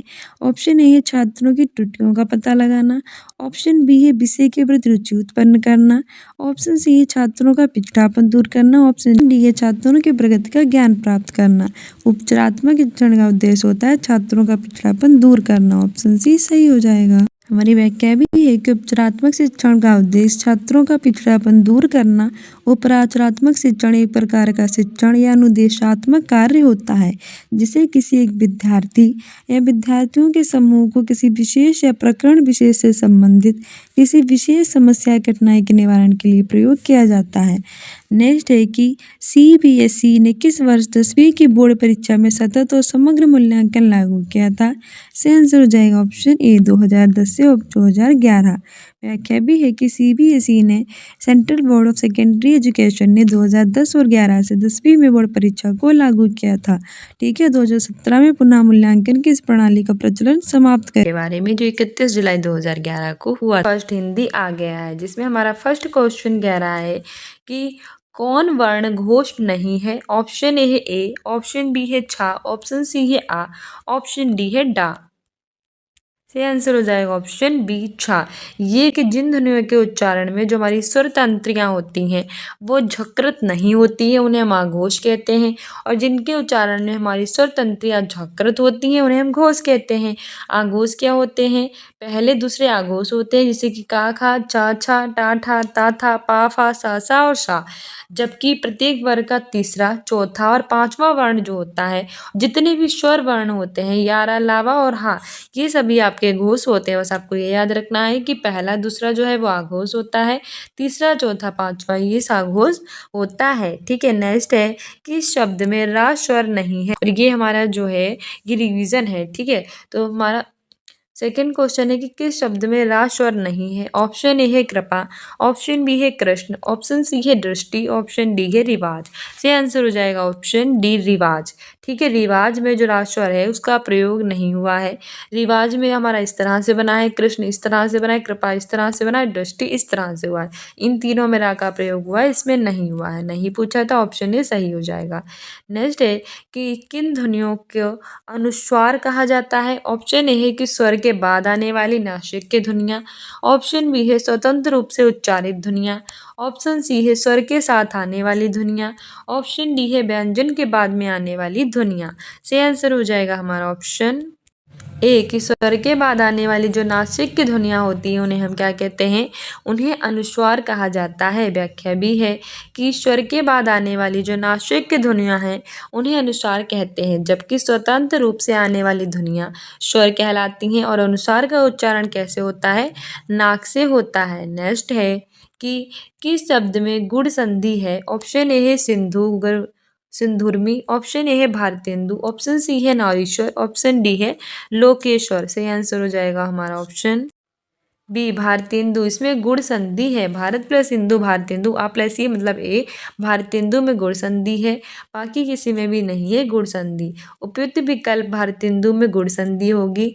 जो गुण संधि है उसमें आ या आ के बाद ई या ई आए तो दोनों का ए हो जाता है। यहाँ पर भारतेंदु का विच्छेद भारत प्लस इंदु यानी आ प्लस ई ए है, अतः भारतेंदु में गुण संधि है। जबकि सिंधुर्मी में दीर्घ संधि है, लोकेश्वर में कैसी है, वृद्धि संधि है। ये भी याद रखना कि भारतेंदु में तो आपकी गुण संधि है, जबकि सिंदूरमी में दीर्घ है। सिंधु प्लस उर्मी हमारे दीर्घ है, ऊ मिलकर बड़ा ऊ मिल गया है। और लोकेश्वर में आपकी वृद्धि संधि है, लोक प्लस ऐश्वर्य मतलब लोकेश्वर्य, ठीक है, वृद्धि हुई है। नेक्स्ट है कि वृक्ष छाया का संधि विच्छेद है। ऑप्शन ए है वृक्ष प्लस छाया, ऑप्शन बी है वृक्ष प्लस छाया, ऑप्शन सी है वृक्ष प्लस छाया, ऑप्शन डी है वृक्ष प्लस छाया, ऑप्शन डी वृक्ष प्लस छाया बराबर वृक्ष छाया। हमारी व्याख्या भी है कि वृक्ष छाया का संधि विच्छेद वृक्ष प्लस छाया होगा। ये किसका उदाहरण है, ये व्यंजन संधि का उदाहरण है। जब सा या ता वर्ग यानी ता था दा धा ना से पहले या बाद में सा या चा वर्ग चा छा छा जा आए तो भी क्या होता है, सा को सा में, और जो हमारा ता वर्ग है उसको हम किस में चेंज कर देते हैं, चा में कर देते हैं चेंज। नेक्स्ट है कि समश्रु शब्द का तद्भव रूप होगा। ऑप्शन ए है मूछ, ऑप्शन बी है अश्रु, ऑप्शन सी है आंसू, ऑप्शन डी है ससुर। से आंसर हो जाएगा हमारा ऑप्शन ए मूछ। जो समश्रु शब्द है उसका तद्भव जो होगा वो क्या होगा, मूछ होता है। आंसू का अश्रु होगा और ससुर का श्वशुर होगा। नेक्स्ट है कि विपरीत अर्थ का बोध कराने वाले शब्दों को हम क्या कहते हैं। मैंने कई बार बताया है कि वे शब्द जो विपरीत अर्थ का बोध कराते हैं उन्हें हम विलोम कहते हैं। जो समान अर्थ का बोध कराते हैं पर्यायवाची कहते हैं। एक अर्थ का बनाते हैं एकार्थ, और एक जैसे अर्थों का बोध कराते हैं समानार्थ। तो विपरीत अर्थ का बोध पूछा है तो विलोम शब्द हो जाएगा ऑप्शन बी, ठीक है। व्याख्या भी है कि किसी शब्द के विपरीत अर्थ का बोध कराने वाले शब्द विलोम शब्द कहलाते हैं। जब एक शब्द एक से अधिक अर्थ प्रदान करता है तो उसे हम अनेकार्थी कहते हैं, और जिन शब्दों के अर्थ में समानता होती है उसे हम पर्यायवाची कहते हैं। नेक्स्ट है वर्ण शब्द का अर्थ नहीं होता है। ऑप्शन ए है रंग, ऑप्शन बी है आकाश, ऑप्शन सी है जाति, ऑप्शन डी है अक्षर। ऑप्शन बी आकाश, वर्ण शब्द का अर्थ आकाश जो है वो नहीं होता है, और नहीं ही हमसे पूछा था। हमारी व्याख्या है कि वर्ण शब्द का अनेक अर्थ होते हैं, जैसे कि रंग, जाति भी होता है और अक्षर भी, ठीक है, लेकिन आकाश ये इससे भिन्न होता है। नेक्स्ट है कौन सा शब्द कमल का पर्यायवाची नहीं है। ऑप्शन ए है जलज, ऑप्शन बी है अम्बुज, ऑप्शन सी है मनसिज, ऑप्शन डी है पंकज। सही आंसर हो जाएगा ऑप्शन सी मनसिज। कमल मतलब जल में जो उत्पन्न हुआ है, जलज भी कहते हैं, अम्बुज भी कहते हैं और पंकज भी कहते हैं, लेकिन मनसिज नहीं कहते। मनसिज कमल का पर्यायवाची शब्द नहीं है, बल्कि ये कामदेव का होता है। मनसिज इसका पर्यायवाची है कामदेव का। कामदेव के अन्य पर्यायवाची शब्द हैं मदन, मनमथमार, मनसिज, पंचसर, काम, अनंग आदि। और कमल के पर्यायवाची हैं पंकज, नीरज, जलज, तोयज, अम्बुज, अरविंद, सरसिज आदि, ठीक है। नेक्स्ट है जिसका मन व ध्यान दूसरी तरफ हो इसके लिए एक शब्द होगा। ऑप्शन ए है मनन, ऑप्शन बी है विषयान, ऑप्शन सी है मनवा, ऑप्शन डी है अन्य मनस्क। तो जिसका मन या फिर ध्यान किसी दूसरी तरफ हो उसे अन्य मनस्क कहते हैं, ठीक है। ऑप्शन डी हमारा सही हो जाएगा। जिसका मन और ध्यान किसी दूसरी तरफ लगा उसे अन्य मनस्क कहते हैं। नेक्स्ट है अभिधा शब्द शक्ति में ऑप्शन ए है वाच्यार्थ प्रकट होता है, ऑप्शन बी है लक्ष्यार्थ प्रकट होता है, ऑप्शन सी है व्यंग्यार्थ प्रकट होता है, और ऑप्शन डी है विचित्र अर्थ प्रकट होता है। सही आंसर हो जाएगा हमारा ऑप्शन ए वाच्यार्थ प्रकट होता है। अभिधा शब्द शक्ति में हमारा वाच्यार्थ प्रकट होता है। व्याख्या भी है कि अभिधा शब्द शक्ति में वाच्यार्थ प्रकट होता है। वह शब्द शक्ति या शब्द का व्यापार जिसमें साक्षात सांकेतिक या मुख्य अर्थ का बोध होता है, मुख्यतः प्रथम अर्थ का बोध कराने के कारण इसे मुख्य या अभिधा कहते हैं, और इसे निकलने वाला मुख्य अर्थ ही क्या होता है, वाच्यार्थ। नेक्स्ट है कि भाववाचक संज्ञा के अंतर्गत आते हैं। ऑप्शन ए है पशु पंछी आदि, ऑप्शन बी है गुण दोष आदि, ऑप्शन सी है दिशाएं आदि, ऑप्शन डी है आभूषण आदि। से आंसर हो जाएगा ऑप्शन बी गुण दोष आदि। भाववाचक संज्ञा के अंतर्गत गुण दोष आदि आते हैं। व्याख्या है कि जो संज्ञा किसी व्यक्ति या वस्तु के जाति या फिर गुण का बोध कराती है उसे भाववाचक संज्ञा कहते हैं, या जो संज्ञा व्यक्तिवाचक जातिवाचक संज्ञा के गुणों का बोध कराती है उसे भाववाचक संज्ञा कहते हैं, जैसे कि पंडित्य, लड़कपन, बचपन, मूर्खता आदि। नेक्स्ट है कि मदन काली पतलून पहनकर खेलने गया, इसमें कौन सा विशेषण है? ऑप्शन ए है काली, ऑप्शन बी है पतलून, ऑप्शन सी है मदन, ऑप्शन डी है खेलने। तो आंसर हो जाएगा ऑप्शन ए काली। मदन काली पतलून पहनकर खेलने गया, इसमें विशेषण काली है, क्योंकि संज्ञा और सर्वनाम की विशेषता बताने वाले शब्दों को हम विशेषण कहते हैं, या जिस शब्द से संज्ञा की व्याप्ति मर्यादित होती है उसे हम विशेषण कहते हैं।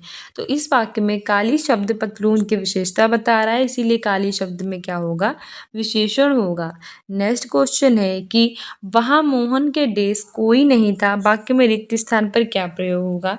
ऑप्शन ए है या, ऑप्शन बी है और, ऑप्शन सी है अलावा, ऑप्शन डी है अथवा। से आंसर हो जाएगा ऑप्शन सी अलावा। वहां मोहन के अलावा और कोई नहीं था। हमारी व्याख्या है कि वहां मोहन के अलावा और कोई नहीं था, इस वाक्य में अलावा शब्द प्रयुक्त होगा। नेक्स्ट है हमें सफलता मिलने तक प्रयास करना चाहिए, इस वाक्य में तक है। ऑप्शन ए है समुच्चयबोधक, ऑप्शन बी है क्रिया विशेषण, ऑप्शन सी है संबंध बोधक, ऑप्शन डी है विस्मृति बोधक। हमें सफलता मिलने तक, तो तक में हमारा सही आंसर हो जाएगा ऑप्शन सी संबंध बोधक अव्यय। हमें सफलता मिलने तक प्रयास करना चाहिए, इस वाक्य में संबंध बोधक अव्यय है। हमारी व्याख्या है कि जो अव्यय संज्ञा के बहुधा पीछे आकर उसका संबंध वाक्य के दूसरे शब्द के साथ बताता है उसे हम संबंध बोधक अव्यय कहते हैं, जैसे कि तक, भर, बिना, बाद, द्वारा, लिए। उपयुक्त वाक्य में हमें सफलता मिलने तक प्रयास करना चाहिए, इसमें संबंध बोधक अव्यय है। नेक्स्ट है कि को और के लिए किस कारक के चिन्ह है? ऑप्शन ए है संप्रदान, ऑप्शन बी है करण, ऑप्शन डी सी है अपादान, ऑप्शन डी है संबोधन। से आंसर हो जाएगा ऑप्शन ए संप्रदान। को के लिए, जिसके लिए कुछ किया जाए या जिसको कुछ दिया जाए, इसका बोध कराने वाले शब्द के रूप को हम संप्रदान कारक कहते हैं। को और के लिए का प्रयोग संप्रदान कारक के साथ ही होता है। इसकी संख्या 8 होती है। कर्ता ने, कर्म को, करण से, संप्रदान को या फिर के लिए, अपादान से अलगाव, संबंध का की के रारेरी अधिकरण में पर संबोधन है अर। ठीक है, अरे आजी देख लेना। कर्ता ने, कर्म को, करण से, संप्रदान के लिए, अपादान से अलगाव, संबंध का की के रारेरी अधिकरण में पर संबोधन है अरे अर्जी। नेक्स्ट है कि उद्देश्य और विधेय किसके अंग होते हैं? ऑप्शन ए है वाक्य के होते हैं, ऑप्शन बी है रचना के होते हैं, ऑप्शन सी है शब्द के होते हैं, ऑप्शन डी है अर्थ के होते हैं। से आंसर हो जाएगा ऑप्शन है वाक्य के। जो हमारा उद्देश्य और विधेय होता है ये हमारे वाक्य के अंग होते हैं। हमारी व्याख्या भी है कि उद्देश्य और विधेय वाक्य के अंग हैं। वाक्य के दो अंग होते हैं, एक होता है उद्देश्य और होता है विधेय। उद्देश्य क्या होता है? वाक्य में जिसके बारे में कुछ कहा जाता है या बताया जाता है उसे उद्देश्य कहते हैं। जैसे कि चिड़ियों ने दाने चुन लिए, यहाँ पर चिड़ियों के बारे में कहा जा रहा है, इसीलिए ये उद्देश्य है। ये करता ही वाक्य का उद्देश्य होता है। जबकि विधेय क्या होता है? वाक्य में उद्देश्य के बारे में जो कुछ कहा जाता है उसे हम विधेय कहते हैं। साधारण रूप से क्रिया ही वाक्य का विधेय होता है। जैसे सुमित साइकिल चला रहा है, तो वाक्य में जो साइकिल चला रहा है वो सुमित है। सुमित उद्देश्य के बारे में कहा जा रहा है, तो ये विधेय है। नेक्स्ट है कि तेंदुलकर ने 1 ओवर में 5 छक्के लगाए, तो इसमें उद्देश्य क्या है? ऑप्शन ए है छक्के, ऑप्शन बी है तेंदुलकर, ऑप्शन सी है ओवर, ऑप्शन डी है 5। से आंसर हो जाएगा ऑप्शन बी। जो तेंदुलकर है वो हमारा उद्देश्य है, और जो हमारे है तेंदुलकर मतलब करता है, और करता ही उद्देश्य होता है, इसीलिए ये तेंदुलकर उद्देश्य होगा। नेक्स्ट है कि विराम चिन्ह जो हमारा ये दिया गया है ऐसे कर ऐसे, एक किसका नाम है? ऑप्शन ए है अर्ध विराम, ऑप्शन बी है विराम, ऑप्शन सी है अल्प विराम, ऑप्शन डी है हंस पद। से आंसर हो जाएगा हमारा ऑप्शन ए अर्ध विराम। ऐसे करके ऐसे लगता है ये अर्ध विराम होता है, ऐसे करके लगता है ये विराम होता है, ऐसे करके जो सिर्फ लगता है वो अल्प पद होता है। जैसे हमारे दिए भी गए हैं, मोस्ट इंपॉर्टेंट है, याद रखना। अर्ध विराम ऐसे करके ऐसे होगा, अल्प विराम सिर्फ ऐसे कर दिया जाएगा, पूर्ण विराम ऐसे होगा, योजक ऐसे होगा, निर्देशक के लिए हम ऐसे करेंगे। विवरण जो होता है वो हमें इस तरह से होता है, प्रश्नवाचक में ऐसे पूछते हैं, और हंस पद ये ऐसे लगा देते हैं। ठीक है, याद रखना। नेक्स्ट है कि किसी कठिन शब्द को स्पष्ट करने के लिए किस विराम चिन्ह का प्रयोग होता है? ऑप्शन ए है विवरण चिन्ह, ऑप्शन बी है निर्देशक, ऑप्शन सी है कोष्टक, ऑप्शन डी है उपविराम। तो किसी कठिन शब्द को हमें स्पष्ट करना होता है तो हम कोष्ठक का प्रयोग करते हैं। ऑप्शन सी सही हो जाएगा। हमारी व्याख्या भी है कि कठिन शब्द को स्पष्ट करने के लिए हम कोष्ठक विराम चिन्ह का प्रयोग करते हैं। नेक्स्ट है, अवसर का लाभ उठाना के लिए उपयुक्त है। ऑप्शन ए है बहती गंगा में हाथ धोना, ऑप्शन बी है आकाश पाताल एक करना, ऑप्शन सी है फूला न समाना, ऑप्शन डी है अंगारों पर पैर रखना। सही आंसर हो जाएगा अवसर का लाभ उठाना यानी बहती गंगा में हाथ धोना। व्याख्या भी है कि अवसर का लाभ उठाना एक मुहावरा होता है। इसका अर्थ होता है कि बहती गंगा में हाथ धोना यानी कि अंगारों पर पैर रखने का मतलब होता है जानबूझकर हानिकारक कार्य करना। आकाश पर काली करना मतलब सारे प्रयास कर डालना, और फूला ना समाना मतलब अत्यंत प्रसन्न होना। नेक्स्ट है कि बाधा डालना मुहावरे का अर्थ है। ऑप्शन ए है पाला पड़ना, ऑप्शन बी है रोड़ा अटकाना, ऑप्शन सी है बरस पड़ना, ऑप्शन डी है दांतों में जीव होना। बाधा डालने का मतलब होता है रोड़ा अटकाना। ठीक है, कहते हैं इस पे बाधा डालेंगे मतलब क्या होता है कि हम क्या करेंगे, रोड़ा अटकाएंगे मतलब समस्या उत्पन्न करेंगे। नेक्स्ट क्वेश्चन है कि अपना हाथ जगन्नाथ का अर्थ है। ऑप्शन ए है मनमानी करना, ऑप्शन बी है अपना हाथ पूजनीय होता है, ऑप्शन सी है अपने हाथ से काम करना ही उपयुक्त होता है, ऑप्शन डी है अपने हाथ से दान करना। सही आंसर हो जाएगा ऑप्शन सी कि अपने हाथ से काम करना ही उपयुक्त यानी सबसे सही होता है अपना हाथ जगन्नाथ। व्याख्या भी है कि अपना हाथ जगन्नाथ का मतलब है कि अपने हाथ से कार्य करना। नेक्स्ट है मैं तुम सबको खूब समझता हूँ, तुम सब एक जैसे हो, इसके लिए उपयुक्त है। ऑप्शन ए चोर चोर मौसेरे भाई, ऑप्शन ए है एक ही थाली के चट्टे बट्टे, ऑप्शन बी सी है हमारा केर वेर का संग, ऑप्शन डी है जैसे नाग नत वैसे सांप नाथ। तो मैं तुम सबको जानता हूँ, तुम सब एक जैसे हो मतलब एक ही थाली के तुम लोग चट्टे बट्टे हो। ऑप्शन बी हमारा सही हो जाएगा। व्याख्या भी है मैं तुम सबको खूब समझता हूँ मतलब तुम सब एक जैसे हो यानी एक ही थाली के चट्टे बट्टे हो। नेक्स्ट है कि अधिसूचना का प्रकाशन कहाँ होता है। ऑप्शन ए है राजपत्र यानी कि गजट में, ऑप्शन बी है समाचार पत्र में, ऑप्शन सी है हमारा सूचना पत्र में, और ऑप्शन डी उपरोक्त में से कोई नहीं। सही आंसर हो जाएगा ऑप्शन ए राजपत्र यानी कि जो गजट होता है उसमें अधिसूचना का प्रकाशन होता है। व्याख्या भी है कि सरकारी स्तर पर अधिसूचना का प्रकाशन अधिकतर भारतीय राजपत्रों यानी कि गजट में होता है। नेक्स्ट है कि निविदा सूचना का उद्देश्य होता है। ऑप्शन ए है कि सामान की आपूर्ति करवाना, ऑप्शन बी है सामान की नीलामी करना, ऑप्शन सी है निर्माण कार्य करवाना, और ऑप्शन डी है ये सभी। तो हमारी निविदा सूचना का उद्देश्य होता है ऑप्शन डी ये सभी, सामान की आपूर्ति करना, उसकी नीलामी करना और निर्माण का कार्य करवाना, ये सभी होती हैं। व्याख्या कह रही है कि सामान्यतः निविदा सूचना का उद्देश्य किसी निर्माण कार्य में सामान की आपूर्ति करवाने और सामानों की नीलामी करवाने के लिए होता है। नेक्स्ट है कि किसी कार्यालय द्वारा एक साथ अनेक प्रस्तुतियों को भेजा जाने वाला शासकीय पत्र ज्ञापन या आदेश कहलाता है। ऑप्शन ए है परिपत्र, ऑप्शन बी है विज्ञापन, ऑप्शन सी है अधिसूचना, ऑप्शन डी है आवेदन। सही आंसर हो जाएगा ऑप्शन सी अधिसूचना। किसी कार्यालय के द्वारा एक साथ अनेक प्रस्तुतियों को भेजा जाने वाला शासकीय पत्र ज्ञापन या आदेश अधिसूचना कहलाता है। हमारी व्याख्या है कि जब कोई सरकारी पत्र, कार्यालय ज्ञापन या ज्ञापन एक साथ कई सारी प्रस्तुतियों को भेज दिया जाता है तो उसे परिपत्र कहते हैं। नेक्स्ट हमारा गद्यांश दिया गया है और उसी के आंसर पर हमें 2 क्वेश्चंस के आंसर देने हैं।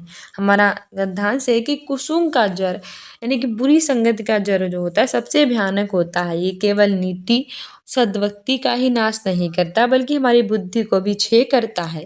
किसी युवा पुरुष की संगति यदि बुरी होगी तो उसके पैरों में बंधी चक्की के समान होगी जो उसे दिन रात अवनति के गड्ढे में गिराएगी। अवनति मतलब उसका पतन करती रहेगी, और अच्छी होगी तो सहारा देने वाली बाहें के समान होगी जो उसकी उन्नति को उठाएंगी। मतलब कि ये कह रहा है कि अगर हमारी संगत बुरी है तो हमें वो गड्ढे में लेकर जाएगी, हमारा पतन कर देगी, लेकिन अगर हमारी संगति अच्छी होगी तो वो हमें उन्नति की ओर ले जाएगी। हमारा पहला क्वेश्चन है इस गद्यांश का। इस गद्यांश का शीर्षक क्या है? ऑप्शन ए कुसुम की महकता, ऑप्शन बी अच्छी संगत, ऑप्शन सी है संगत, ऑप्शन डी है युवा पुरुष। संगत, इस गद्यांश का शीर्षक जो है वो क्या होगा? संगत ही होगा। नेक्स्ट है कि कुसुम का अर्थ है तो होता है ऑप्शन डी बुरी संगत। कुसंगत यानी कि बुरी संगत होता है। नेक्स्ट है कि इस गद्यांश का केंद्रीय भाव क्या है? तो ये होता है संगति का क्या महत्व होता है। ठीक है, दिए गद्यांश का केंद्रीय भाव है संगति का महत्व, क्योंकि गद्यांश में अच्छी और बुरी संगत को दर्शाया गया है।